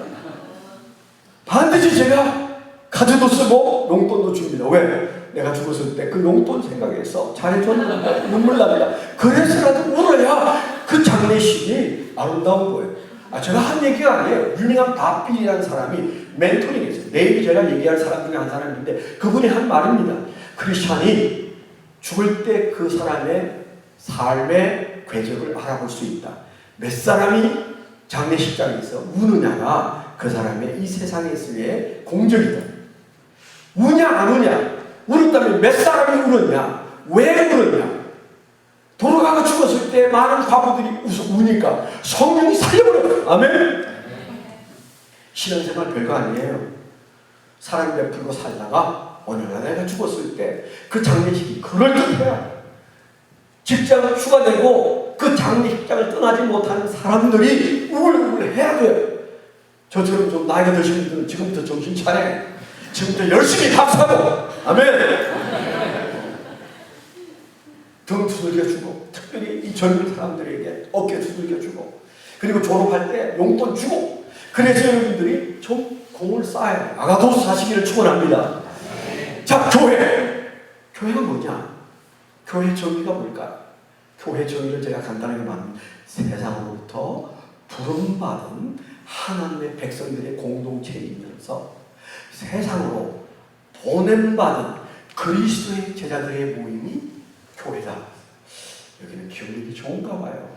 네, 써는 사람들이 없어요. 그래가지고 내 아가도스, 플레레스, 바나바스라 기억하려나? 네, 잘 기억하세요. 아주 중요한 정의입니다. 신학교에서 들을 수 없는 중요한 정의입니다. 신학교에서는 어디까지 배우냐면 세상으로부터 부름받은 하나님의 백성들의 공동체, 여기까지 배우는 게 80%의 신학교에서의 정의입니다. 오카르 목사님은 거기다 하나 더 붙였어요. 고에서 교인들이 지멋대로 교회 생활한다. 그래서 그분이 붙인 게 뭔가 하면 그게 2절이 있어야 됩니다. 정의가 거기에서 끝나지 않는다. 2절은 세상으로 보냄받은, 부름받은 대신에 보냄받은 그리스도의 제자들의 공동체가 교회다. 그래서 우리가 흔히 신학교에서 교회는 컴스트럭처와 고스트럭처로 되어 있다. 모이는 교회와 흩어지는 교회로 되어 있다. 여러분, 교회가요, 이 두 개의 균형이 안 맞으면 금방 시험됩니다. 모이는 교회 역할 잘 하시고 그 다음에 흩어지는 교회의 사명 감당 잘 하세요. 그래야 여러분 교회가 살아있습니다. 대부분의 교회는 이 균형이 안 맞아요. 특별히 한국 교회는 모이는 교회는 잘합니다. 그냥 교회 건물 지으려고 평생을 애를 써서 교회를 짓고 내 사명 다 했다고 생각하는 목사님들이 80%예요. 그거 아주 웃기는 겁니다. 모이는 교회를 위해서 여러분들이 애쓰는 거 좋아요. 교회 안에서 유리창 닦고 음식 잘 만들고 여러분들이 교회 안에서 열심히 하는 거 좋아요. 그거 해야 돼요. 예배 잘 드려. 무엇보다도 중요해요. 그런데 또 한 가지, 흩어지는 교회. 월요일부터 토요일까지 여러분 직장에서 흩어진 여러분의 교회로서 살아야 돼요. 짬나면 시간 내어서 오버타임해서 벌어들인 돈으로 여러분 선교 가셔야 돼요. 못 가면 가르쳐지지 않는 선교헌금 가시는 분들 봉투 넣어서 보내야 되고 목사님 선교헌금 드려서 선교지에 대신해서 가시도록 여러분들이 등을 떼밀어요. 그래야 여러분 교회가 균형이 맞습니다. 균형이 맞다는 말은 건강하다는 말이고 산다는 말입니다. 다시 한번 정의를 말씀드리면 세상으로부터 부름받은 하나님의 백성들의 공동체이면서 세상으로 보냄받은 그리스도의 제자들의 공동체가 교회다. 컨스트럭처와 고스트럭처. 심장에 피가 모이기도 하지만 그리고 즉시로 또 심장을 짜서 흩어지는 거예요. 월화수목금 토요일까지는 흩어지는 교회. 온몸으로 뻗어나가는 피처럼 흩어지는 교회. 그리고 주일날에는 모이는 교회. 잘 모이고 잘 흩어지는 그런 교회로서 하나님을 위하여 존재하는 교회, 하나님을 위하여 존재하는 교회입니다. 교회를 왜 만들었겠어요? 교회가 왜 존재합니까? 하나님을 위하여, 하나님을 예배하라, 하나님을 찬양하라. 예배가 죽은 교회는 교회가 존재할 이유가 없는 교회입니다. 그뿐이겠습니까? 세상을 위하여 교회를 세우셨죠? 세상이 없으면 교회 세우겠습니까? 세상 때문에 교회 세웠어요. 그러면 우리가 하나님을 예배함과 동시에 우리는 세상을 구원하기 위하여 우리는 전도해야 합니다. 영혼을 구원해야 합니다.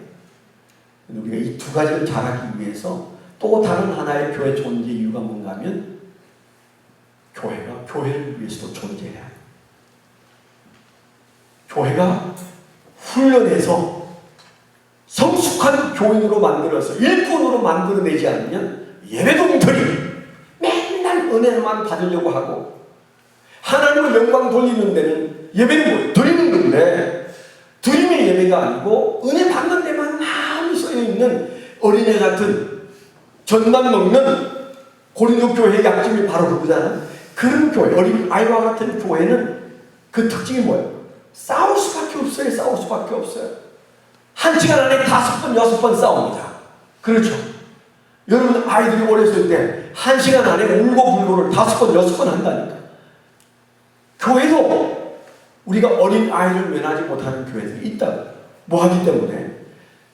받는 예배에 관심이 있고 드리는 예배에 우리가 훈련이 안 돼 있으면 예배도 죽고 그런 사람들이 세상을 향하여 나아갈 수 있을까요? 못 나가지. 자기 앞도 가리지 못하는 사람들이 세상을 위해서 도대체 무엇을 할 수 있다는 말입니까? 세상을 위하여 나가서 구원해야 되는데 우리 구원선에 구멍이 뚫려서 배에 물이 들어와서 배가 가라앉아 있어요. 교회는요, 세상에 떠있는 구원선입니다. 물과 함께 붙어있지만은 그 물 위에 떠있는 것이 교회지 물이 솔솔 들어오는 구원선은 곧 가라앉습니다. 한국교회가 그런 위기에 있는 교회들이 얼마나 많은지 몰라요. 왜 그렇습니까? 교회가 교회를 위한 단도리를 못해서 여러분 교회 안에 훈련을 하셔야 돼요. 여러분 생각해보세요. 훈련 없는 교회 신자가 도대체 어떻게 하나님께 온전한 예배를 드리고 세상을 구원할 수 있어요? 예수님이 뭐 하셨어요? 3년 내내 뭐 하셨어요? 훈련하셨어요. 예수님이 뭐가 아쉬워서 열등을 붙들고 3년 내내 그들과 함께 24시간 함께 하면서 훈련했을까요? 우리에게 보여주신 거잖아요. 훈련이 없는 교회는 교회로 절대 못합니다. 그래서 훈련받은 신천지에게 그냥 걸려 넘어지는 게 한국교회다. 그래서 우리가 교회를 생각할 때 여러분 기억하십시오. 정말 교회는 하늘의 신비를 한없이 쌓아놓고 그 보화 때문에 와보라. 정말 좀 와보라. 오면 당신은 내가 왜 가자고 했는지 알게 될 거라. 그래서 데리고 들어오는 즉시로 그때부터 그는 하나님의 역사 앞에 변화를 경험하면서 그가 변하는 모습을 보며 여러분 기뻐하는 그 기쁨은 상상할 수가 없어요. 내 자신이 변하는 것에 10배 정도의 놀라운 은혜가 우리 안에 있게 되어 있어요.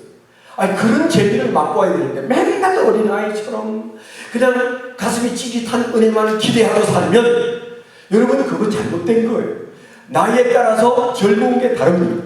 제가 작년에 제 아들네 집에 왔을 때 2층에서 1층으로 내려가는 그 가드레일이 있는데 그게 손녀를 제가 비행기 태워준다고 그 가드레일에 아이를 앉혀서 밑거름을 태웠어요. 너무너무 재미있었어요.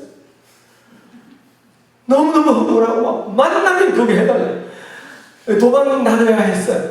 근데 엊그제 그 둘째 아이에게 비행기를 태워주니까 그 둘째가 막 너무 재미있어요. 할아버지 비행기, 만나면 비행기, 숨어요. 그걸 보던 그 큰 아이, 작년에 즐거워했던 그 손녀가 할아버지 나도 비행기 좀 태워줘봐요. 그래서 내가 태워줬거든요. 묵직한 아이를 태워줬는데 다 다 끝난다는 거는 할아버지 아니 재미가 없어요. 재미가 없어. 너 작년에 엄청 재미있어 했는데 내가 재미있어 했어요? 정말이에요? 재미없어요 할아버지. 저 올해는 왜 저렇게 재미있어 한대요? 1년 전에 지가 하던 짓을 잊어버렸어요. 왜요? 지금 재미는 달라요. 여러분 작년에 여러분들이 교회 안에서 기뻤던 게 지금 달라야 돼요. 작년에는 그저 받아먹는 재미였다면 이제 여러분들이 먹는 재미가 우리 안에 있어야 됩니다. 이게 교회입니다. 그러면 교회 안에 우리가 노력하는 것 가지고 안 돼요. 우리가 정말 노력해야 할 게 있는데 그게 뭔가 하면 하늘의 신비를 교회에다가 배달해 놓는 그 놀라운 역사가 있어요. 그래서 그 중요한 것이 뭐냐? 온도예요. 여러분 신앙 온도는 어디에서부터 나올까요? 여러분 신앙 온도는 도대체 어디에서 높아질까요? 시간이 좀 가도 이 얘기는 해야 되잖아요. 가장 중요한 첫 번째는 회의를 하고 예배입니다. 회의를 하고 예배입니다. 예배를 겨쳐놓고 여러분의 신앙 온도를 높여줄 것은 아무것도 없어요. 여러분 그거부터 시작하세요. 내가 좀 컬컬하다. 내 신앙이 옛날 같지가 않아. 뭔가 허해. 안 채워져. 그럼 뭐 하다는 거예요? 온도가 내려갔다는 얘기입니다. 온도는 다른 것 가지고는 안 돼요. 예배에 성공하면 됩니다. 아멘? 진땀 흘리면서 앞에 나와서 여러분들이 손 들고 찬송하고 설교를 그냥 가슴에다가 새기려고 철필로 새기려고 하듯이 여러분들이 그 설교를 마음속에 새기세요. 저는요 우리 교회 중에 제 설교를 2번 듣는 사람이 들어있습니다. 진짜. 그래서 차 타고 다니면서도 제 설교를 듣는 분들이 들어있는데 주중에 5번 들은 분이 계세요. 그분이 나중에 목사를 했어요. 제 설교를 5번 듣는 분이 계셨어요. 유정근 목사님. 그분은 집사였는데 나중에 목사를 했어요. 우리 교회 사무장도 하시고 행정 목사도 하셨는데 이제 은퇴하셨습니다만은 그분은 제 설교를 지나치게 좋아했어요. 참 뭔가 착각인데. 근데 그러면서 이제 걱정할 정도로 좋아했어요. 옆에 설교 잘하는 명석계 목사님이 계신데 근데 제 설교를 그렇게 좋아했어요. 그랬는데 그 설교 때문에 그분이 주님을 너무 사랑해서 나중에 신학교를 가고 목사가 됐어요. 그랬던 사실을 보면서 제가 느끼는 게 그래 우리가 예배에 하나님 말씀을 붙들고 신용하는 것이 정말 중요하다. 여러분 신앙 온도를 높이는데 다른 거 없어요. 예배입니다. 특별히 여러분 큐티하거나 새벽 기도하거나 개인 예배하는 거 정말 중요합니다. 가정에서 가정 예배 드리는 것 정말 중요합니다. 주일 예배는 온 힘을 다하여 여러분 탈진할 정도로 여러분 예배에 집중하십시오. 드릴 수 있는 건 다 드리면서 여러분들이 그렇게 예배 드리셔야 돼요. 여기 오니까 제가 생전 처음 보는 교회인데 부흥회하면서 헌금하지 않는 교회가 제 생애 처음이에요. 제가 첫날에 헌금을 넣고 왔거든요. 헌금하려고. 보니까 아무도 헌금을 안 하길래 옳다구나 나도 헌금 안 해야지. 그래서 제가 헌금 안 했습니다. 오늘도 안 가져왔어요. 근데 이유가 있을 겁니다. 안 해도 되는 그런 처지고 아직은 뭐 그런 분위기가 아닐 수 있습니다. 근데 제가 돈에 욕심이 있을까요? 무슨 욕심이 있을까요? 없어요. 그런데 하나님 앞에 돈을 드리니까 은혜가 생기더라. 헌금을 애써서 드리니까 가슴이 뜨거워지더라. 그게 예배니까요. 그게 예배니까. 그래서 여러분 예배에 참받은 분들은 축도까지 다 먹어야 합니다. 다 인볼로 해요. 그래서 여러분들이 하나님 보세요. 내가 이렇게 예배를 드립니다. 제가 오늘 예배 옷을 입고 왔고요. 예배 자리에 있고요. 예배 때문에 안 졸고요. 내가 목사님 설교를 들으면서 내가 소원한 것도 있고요. 여러분 설교를 깨알같이 적을 필요는 없지만은 그 예배 중에 설교 중에 성령의 감동이 느껴지는 메모는 한두 번만 하시고 그리고 반드시 여러분 결단하셔야 돼요. 여러분들이 적용하셔야 돼요. 목사님 통해서 주신 설교 중에 성령님 이 부분은 제가 이번 주간에 꼭 지키고 그리고 구역예배 가서 제가 나눌 겁니다. 그렇게 여러분들이 한 주간 동안 지킬 말씀을 하나는 결정하고 여러분들이 그 예배를 드리고 축도를 받으셔야 해요. 그래서 여러분 흩어지는 교회로 나아가야 그 예배가 성공적인 예배고 그 예배가 여러분을 충분히 뜨겁게 할 수 있어요. 여러분 앤드류 본나라는 분이 계세요. 제가 조지 스위팅 목사는 무디 신학교 학장이었던 이분의 글을 제가 읽었는데 책을 읽었는데 그게 앤드류 본나라는 사람의 얘기가 나와요. 이분은 청년 때 하나님 앞에 간절히 사모하는 게 뭔가? 하나님, 제 신앙은 왜 모래성 같습니까? 조금 될만하면 무너지고 될만하면 무너지고 이걸 못 띄워놓고 내가 맨날 여기 머물러 있습니다. 하나님 어쩌면 좋아요. 그랬더니 어느 날 하나님께서 자기에게 음성을 주시는데, 아들아, 너는 살아가는 모든 것들에 밥 먹는 것부터 시작해서 모든 것을 다 원칙을 세워서 살면서 왜 신앙에는 아무 원칙이 없냐? 그랬다는 거예요. 생각해보니까 이 중요한 신앙에 원칙 없이 살고 있어요. 그래서 자기가 다시 기도하고 세운 원칙이 세 가지인데, 들어보시겠습니까? 내가 무릎을 꿇기 전에는 아무 일도 하지 않겠다. 내가 주님과 대화하기 전에는 누구하고도 말하지 않겠다. 내가 성경을 읽기 전에는 어떤 글도 읽지 않겠다. 이분이 청년 때 이런 신앙의 원칙을 세웠다. 다시 한번 얘기해볼까요? 내가 무릎을 꿇기 전에는 어떤 일도 하지 않겠다. 내가 주님과 대화하기 전에는 누구하고도 말하지 않겠다. 내가 성경을 읽기 전에는 어떤 글도 읽지 않겠다. 내 이 세 가지는 주님 지키겠습니다. 그래서 지키는 어느 날 이분의 영성이 올라가기 시작해서 세계적인 신앙의 거목이 되었어요. 앤드류 보너. 제가 그걸 읽고는 소름 끼치던 은혜가 왔어요. 맞아. 나도 그런 원칙이 없어. 이 원칙은 바로 내 거야. 제가 20대 중반 26살쯤 됐을 때 제가 그런 책을 읽고 바로 적용을 했어요. 지금까지 저는 큐티하면서 사는데 제 신앙을 붙잡아주는 가장 큰 뜨거운 신앙의 온도는 바로 그 큐티 개인 예배예요. 제가 여러분에게 권합니다. 여러분의 삶에 예배라는 것 성공하세요. 그러면 가슴 뜨거워지고, 그러면 여러분의 삶 속에 지금까지 태산 같았던 것들이 평지로 바뀌는 역사가 일어날 줄 믿습니다. 가장 중요한 온도 조절기는 예배예요. 예배예요. 여러분들이 온도계 되지 마시고 온도 조절기 되어야 합니다. 교회 안에 온도계만, 교회가 왜 이렇게 썰렁해? 목사님 설교가 요즘 은혜가 안 돼. 온도계입니다. 온도계. 온도계는 온도 조절기에 붙어 있어요. 무슨 얘기입니까? 우리 교회가 좀 은혜가 없어. 저 목사님 말하는 그 변화가 안 일어나는 것 같아. 그 뭐예요? 온도 조절기가 그걸 느끼는 순간에 자기를 가동하게 돼 있어요. 이 온도 올려야 돼. 그래야 교회가 좋아지게 돼 있어. 내가 10도를 올릴 수는 없어도 내가 1도를 올릴 수 있잖아. 그래서 여러분들이 더 많이 기도하는 거죠.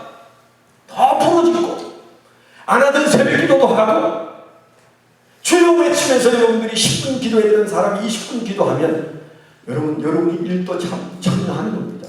여러분 1도씩 20명만 올려놔도 눈에 띄게 교회 온도가 달라집니다. 그때 성령이 역사하시기 시작해요. 예배가 온도다. 아멘. 제가 간증 하나 할까요? 제가 사실은 중학교 2학년 때 소명을 받았는데 천신만고 끝에 신학교를 갔어요. 대전 침신을 갔어요. 침신을 가서 시험을 치고 합격 발표 날에 제가 학교를 갔어요. 전 서울에서 내려가요. 제 큰 매형이 마산에서 올라왔어요. 그래서 하룻밤 같이 자고, 그리고 그 다음날 합격 통보를 받을 그때 학교에다 써붙였어요. 그 학교는 붓글씨로 써붙였어요. 컴퓨터도 없고 그럴 때니까 1973년이었어요. 갔는데 교회 앞에 아주 붓글씨를 잘 쓰는 김갑수 목사님이라는 분이 쓰셨는데, 그분이 이름 쫙 썼어요. 53명의 이름을 썼는데 제 이름을 멋들어지게 써놨어요. 그 이름을 보고 제 매형하고 둘이 붙들고 펄펄 뛰면서 기뻐했어요. 와, 합격했어. 막 좋아했어요. 야, 나 잘했다. 막 그러면서 좋아했거든요. 불과 10분 후에 어떤 사람이 들었어요. 저는 합격이야. 56명이 응시했는데 이런저런 이유로 3명이 탈락하고 53명이 합격했는데, 아마 저는 합격하면 될 일을 거기다 왜 이름을 53명을 다 써놨을까요? 제가 우리 매형한테 얼마나 머쓱했는지. 야, 그건 뭐야? 어떻게 미달이야. 제가 이제 그러면서 그 학교를 들어갔으니까 서울에서 대전까지 학교를 갔는데 좀 마음이 그랬어요. 지금도 저는 여전히 우리나라에서 가장 추천하고 싶은 학교가 둘 있다. 첫째, 한동대학. 두 번째, 대전에 있는 신대신학대학. 제가 늘 그렇게 얘기해요. 그래서 저희 가족은 아들, 며느리, 제 아내 모두 다 대전 침시 출신이에요. 얼마나 그 학교를 사랑하겠어요. 근데 그 사랑하는 학교를 들어갔는데 4월달 봄에 그 학교가 아주 목동에 아주 멋있게 산 꼭대기에 잘 지어놓은 학교인데 그 좋은 잔디밭에 앉아서 내비게이터 어떤 목사님과 대화를 하는데 그분이 저한테 그랬어요. 김영재, 이런 질문에서 미안한데 김영재 구원 받았어요? 신학교 1학년 된 나에게 그분은 신뢰되게 구원 받았느냐고 물었어요.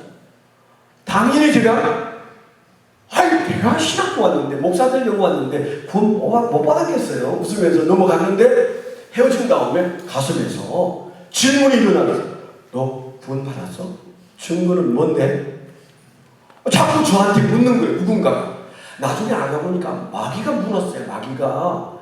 마귀는 그것만 흔들어도 횡재하거든요. 그래서 저는 그 말에 부딪히면서 서서히 제 마음에 회의가 찾아와요. 한 달쯤 지난 다음부터는 제가 마구 반기독교적인 책을 읽기 시작했어요.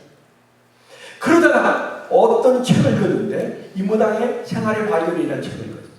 근데 그 책의 후반부에 가면 자기가 예수 믿지 않는 이유 5가지를 써놨어요. 근데 그 사람은 이무당 잘 아시잖아요. 그분이 사실 목사들이에요. 근데 자기는 예수 안 믿는 이유를 써놨는데 5가지 읽는 중에 막 몸이 진동이 올 정도로 흥분됐어요. 한마디도 내가 반박할 수 없는 이유들이 쫙 나왔는데 그 논리에 그냥 개우가. 그때부터 지옥 같은 생활을 하다가 제가 2학년 때 공부를 중단하고 제가 군대 가려고 해서 군대를 갔어요. 뭐 시간이 없는데 이런 얘기를 길게 할 처지는 아닌데 여튼 군대 가면서 제가 전 지금 하나님이 계신 것까지도 안 믿어지는데 하나님이 계시다면 저를 최전방에 한번 보내봐요. 그러면서 기도했거든요. 창원 39사를 갔는데 훈련을 딱 마친 다음에 다들 팔려가는데 한 80년이 안 팔려갔어요. 연병에 그대로 따블벽을 뚫어안고 여기 앉아서 안 가는데 80년이 왕창 가는 곳이 100일 보충대로 가는 거예요. 잘 모르시죠? 남자들은, 여자들은. 함지태라는 내무반장이 하는 말이 야, 이상한 거야. 39사 1중대가 생긴 다음에 이렇게 많은 인원이 전방으로 가는 건 처음이다. 야, 너희들 죽었다, 야. 뭐 이러면서 하는데 가슴이 뜨끔했어요. 나 때문에 가나? 거기에서 또 팔려갔는데 저는 저 최전방 백골 부대로 팔려갔어요. 남자들은 알아요. 그 흉측한 부대, 백골 부대. 인사가 조선박살 백골 하면서 인사하는 부대. 그런 부대에 팔려갔어요.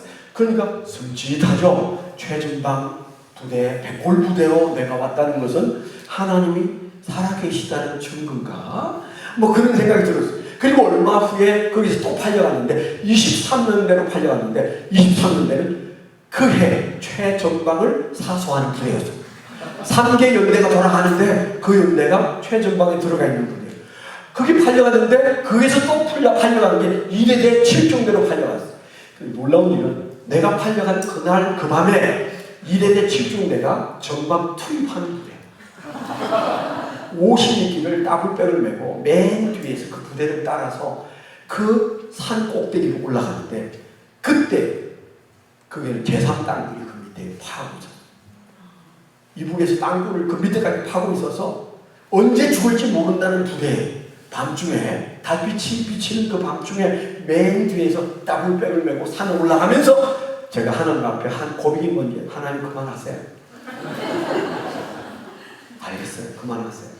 네, 안 믿어지지만 믿을 수밖에 없는 것 고백합니다. 근데 그건 가슴은 안 뜨거워지는데 머리는 거부할 수가 없더라고요. 그래서 제가 고백했어요. 하나님 계시를 인정할게. 근데 인정한 불과 나흘 후에 대장 집차가 제가 7중대에 있는데 그 7중대 앞에 딱 섰어요. 그리고 김종포, 이등병 데리고 왔다는 거예요. 그러니까 소대장이 뛰어오고 선임 박사가 뛰어와가지고 야, 너 왜 대대장에 부르냐? 집차까지 왔는데 무슨 백 있어? 백은 무슨 거제도 사람이? 없는데요? 그랬더니 바로 말해 임마! 없어요. 그랬더니 이제 빨리 갔다 와. 가지고 집차가 와서 제가 불려가서 대장 그 집무실에.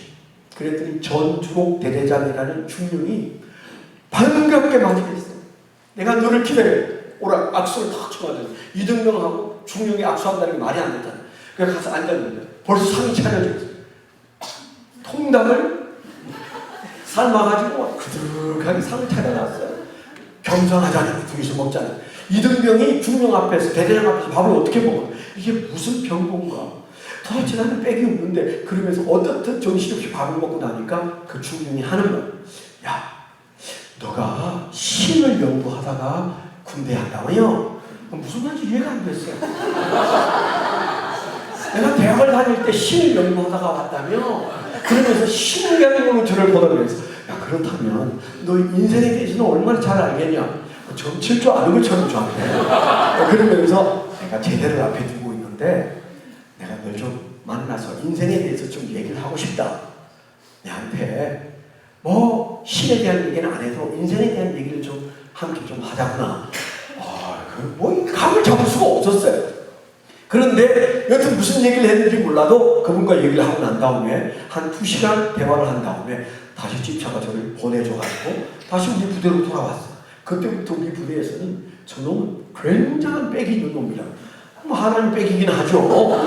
그런데 나는 어리둥절했어요. 이게 무슨 일인가. 그런데 일주일 후에 다시 불렀어요. 우리 만나면 은혜가 됐나 봐요. 다시 불러서 또 심심해서 불렀다고. 그래서 저하고 얘기하자고 해서 얘기를 하고 밥을 먹고 돌아왔어요. 그리고 며칠 후에 안일입니다마는 연대 군목이 전화를 대장했어요. 거기에 목사들 신학대학 다니던 친구가 전입이 돼서 갔는데 그 사람 좀 잘 돌봐달라. 이름이 뭐냐? 이분이 워낙 무식하니까 굉장한 인간이 온 줄 알고 제 이름을 적고 소대에 적어가지고 그걸 굉장한 아이가 하나 만 모양인데 뭐 신을 연구하냐? 대단한 친구네. 그래가지고 궁금해가지고 저를 부른 겁니다. 근데 저는 어떻게 신앙이 바닥이었어요. 그런데 며칠 후에 저는 군종 사령이 되어서 없는 신앙으로 일주일에 13번 설교를 하는 그때 저는 성경을 다 깨뜨렸어요. 신앙이 없으니까 성경을 찾아야 되는데 여기저기 뒤적거리는데 예수님이 물리를 그런 건 안 보여요. 왜? 신앙이 없으니까 말하고 싶지가 않아. 죽은 자를 살렸다 말하고 싶지가 않아. 그건 차마 내가 말할 수가 없어. 누가 착하냐 누가 악하냐 그런 도덕적인 얘기밖에 할 얘기가 없더라고요. 그래서 제가 그때 성경을 열심히 뒤져가지고 지금 제가 아는 성경 실력은 그때 생긴 거예요. 근데 그 다음 해 제가 군종사령 집체교육을 갔는데 마지막 날 금요일 날 저 미8군 종교 수양관 테니스 코트장에서 제가 아침에 7시 30분에 제가 이제 성경을 외우고 있었어요. 그런데 갑자기 그 음성이 왔어요. 음성이. 너는 나를 영접한 일이 없다. 그러셨어요. 이게 분명히 예수님의 음성인데 남겨없는 얘기죠. 나는 교회에서 태어나고 그리고 나는 교회에서 사느라고 남들이 하는 일 제대로 해보지도 못한 채 그렇게 살아왔는데 내가 하나님 예수님을 영접한 일이 없다니 이게 무슨 말이지? 그런 마음이 드는데 내가 분명히 신학교로 갔고 군용사령이고 그런 내가 뭐 영접을 못했다니 무슨 얘기지? 그런 마음이 드는데 한편에 제 마음속에 주님이 원하는 대로 해. 주님이 원하는 대로 해. 그런 마음이 막 일어났어요. 그래서 혼자 있으니까 제가 또박또박 소리를 내어서 찌렁찌렁하게 그 테니스 코트장에서 기도했어요. 예수님! 제가 예수님을 나의 주와 구주로 영접합니다. 저의 죄를 용서하시고 제게 들어오시고 저를 받아주시옵소서. 제가 그 기도를 딱 하는 순간에 앞이 안 보이고 몸이 흔들리기 시작해요. 진동이 오기 시작해요. 이 놀라운 체험이 일어나요. 내가 서 있다가 쓰러지겠구나. 그래서 막 뛰어서 제 숙소에 들어가서 문을 딱 닫았는데 그때부터 놀라운 체험을 하게 됐어요. 내가 하늘에 올라간 것 같은 느낌을 받는데 상상할 수 없는 이상한 일이 벌어져서 울다가 기도하다가 정신없는 시간을 가지다가 진정이 된 시간이 12시였어요. 7시 반부터. 제 생애에 그런 경험이 처음이에요. 그 이전에 제가 은사 체험도 더러 많이 했지만 그런 체험을 하고 내 안에 그런 변화가 일어나니까 그때부터 지금까지 저는 제 인생에 단 한 번도 1초도 어떤 회의도 들어오지 않더라. 얼마나 놀라운 일이에요. 아, 이게 신앙이구나.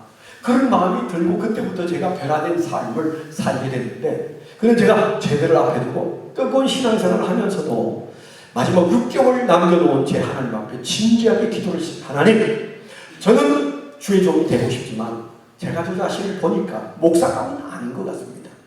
제가 집사로 섬기면 잘할 것 같은데, 저는 초등학교 5학년 때부터 잡살 장사도 하고 신문도 돌리고 제가 그렇게 해서 제가 돈 버는 일을 많이 해서 교회 안에서 제가 헌금 많이 하면서 집사로 살게 해주십시오.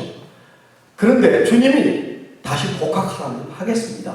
제가 그렇게 기도를 하고 제가 주님 앞에 6개월을 기다리겠다고 했어요. 주님이 분명한 사인을 주시면 복학하겠습니다. 말씀해 주세요. 매일 하루에 1시간씩 주님 앞에 엎드렸는데 6개월이 지나갔는데 아무런 응답이 없었어요. 마지막 날 주님 아무 말씀 안 하신 것은 다시 복학하지 말라는 말씀으로 알고 제가 신학교 돌아가지 않겠습니다. 근데 제가 그때 어깃장 놓은 게 아니에요. 마음은 뜨거울 때였어요. 신앙이 좋을 때였어요. 그래서 제가 나는 목사감은 아니다. 제가 딱 정리하고 제가 이제 제대를 했더니 바로 전화가 왔어요. 제 친구에게 사업하는 친구. 날 좀 도와달라고. 이태원에 사업하는 친구가 날 좀 도와달라고. 그 아무 계획이 없는 제네병이 당연히 가서 도와주는데 한 6개월 정도 지났는데 어떤 사업하는 사람이 저보고 차 마시자고 했어요. 갔더니 그가 하는 말이 하시성을 가진 사람인데 김영 우리 사업해 봅시다. 그래. 난 군대 갔다 온 지 지금 6개월밖에 안 되고 난 아무 돈도 없으니 돈은 내가 다 될 테니까 당신이 사업해서 이익의 반을 날 줄 수 있어? 그러면 내가 돈 댈게요. 여러분 그때나 지금이나 누가 돈 댄다는데 사업 못할 이유가 뭐 있어요? 아니 뭘 믿고 나한테 사업하자고 합니까? 그랬더니 내가 김혜영을 6개월 동안 지켜봤는데 돈 떼어먹을 사람은 아닌 것 같아요. 아마 교회 다니고 예수 얘기하는 걸 반 모양이에요. 그래서 돈 떼어먹을 사람은 아닌 것 같아요. 그러면 합시다. 사업을 했는데 사업이 잘 됐어요. 그 무렵에 제 앞을 왔다 갔다 하는 어떤 처녀가 있었어요. 어느 날 차를 마시게 돼서 제가 진지하게 복음을 전했어요. 그랬더니 단박에 그 복음을 받아들였어요. 이렇게 쉽게 가슴 깊이 그 복음을 받아들이는 사실이 여러분 전하는 사람 입장에서는 너무 충격적입니다. 저 흥분됐어요. 예수 영접했어요.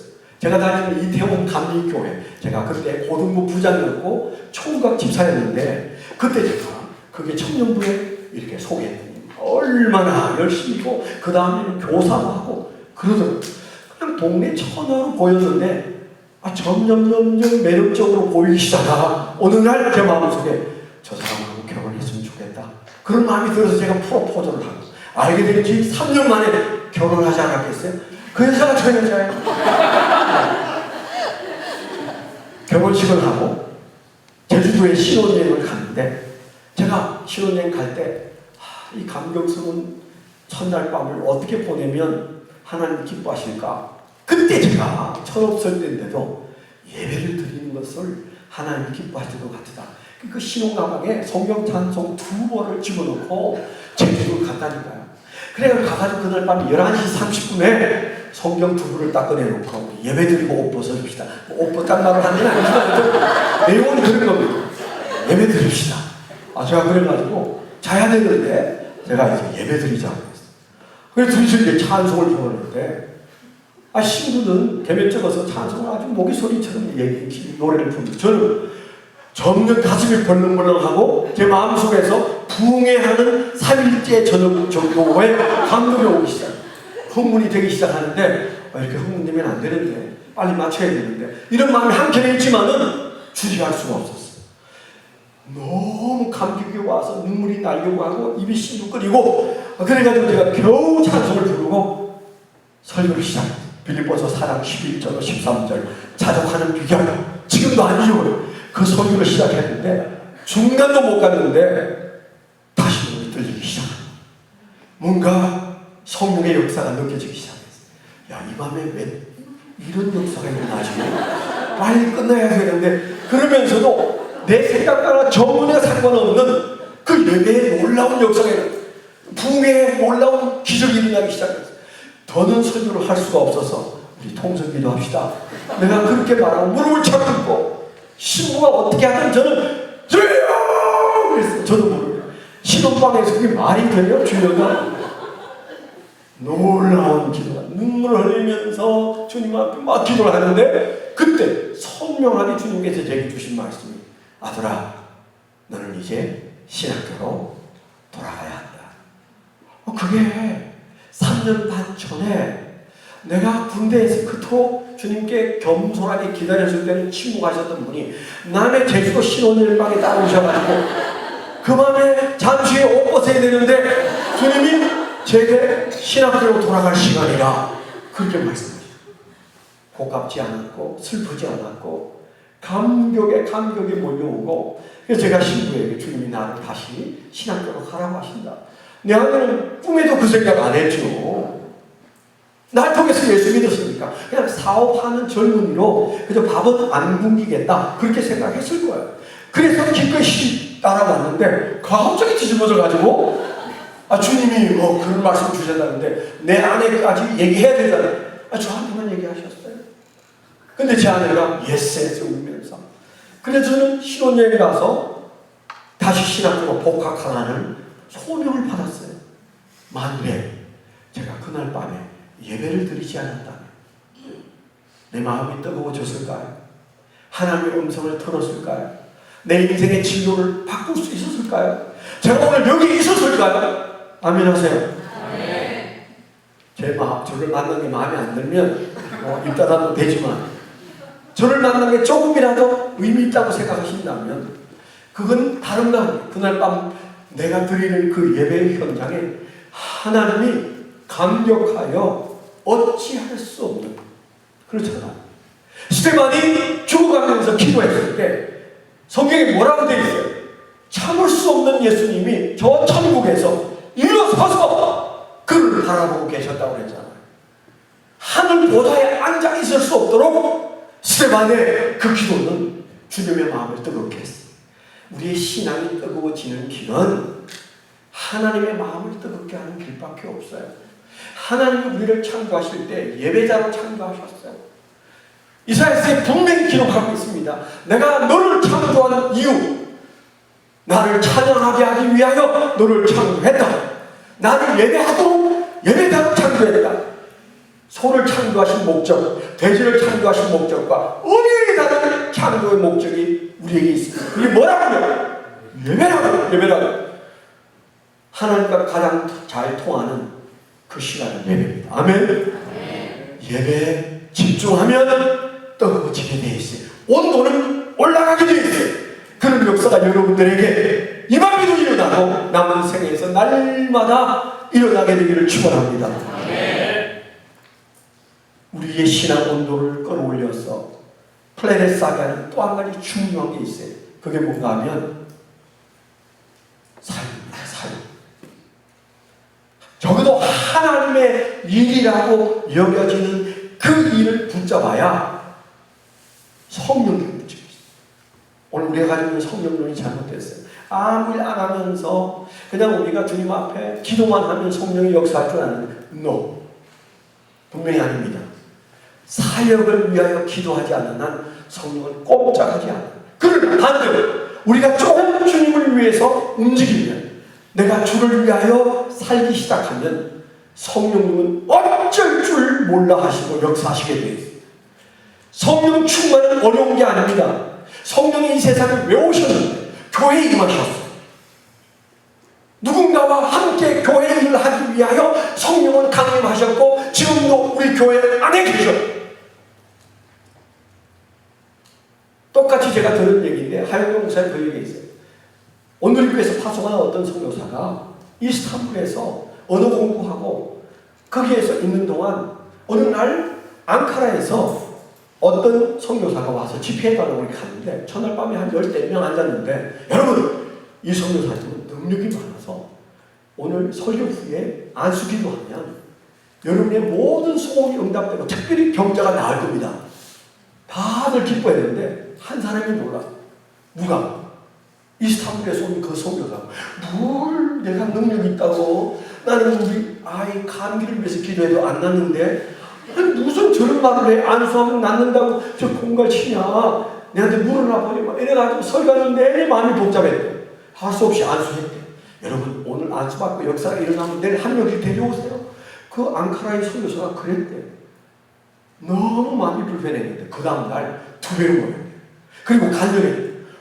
안수받고 머리 아프던 게 낫고요. 안수받고 이런 문제가 해결되고. 한 사람만 놀랬대. 한 사람만. 안수하는 그 이스탄불 선교사, 오늘 선교사만 놀랬대. 무슨 이런 일이. 3일 집회를 다 마치고 너무 힘든 데서 다시 이스탄불로 비행기 타고 돌아와서 아내가 여보 내가 능력이 있나 봐. 손을 얹었는데 100% 역사가 일어났어.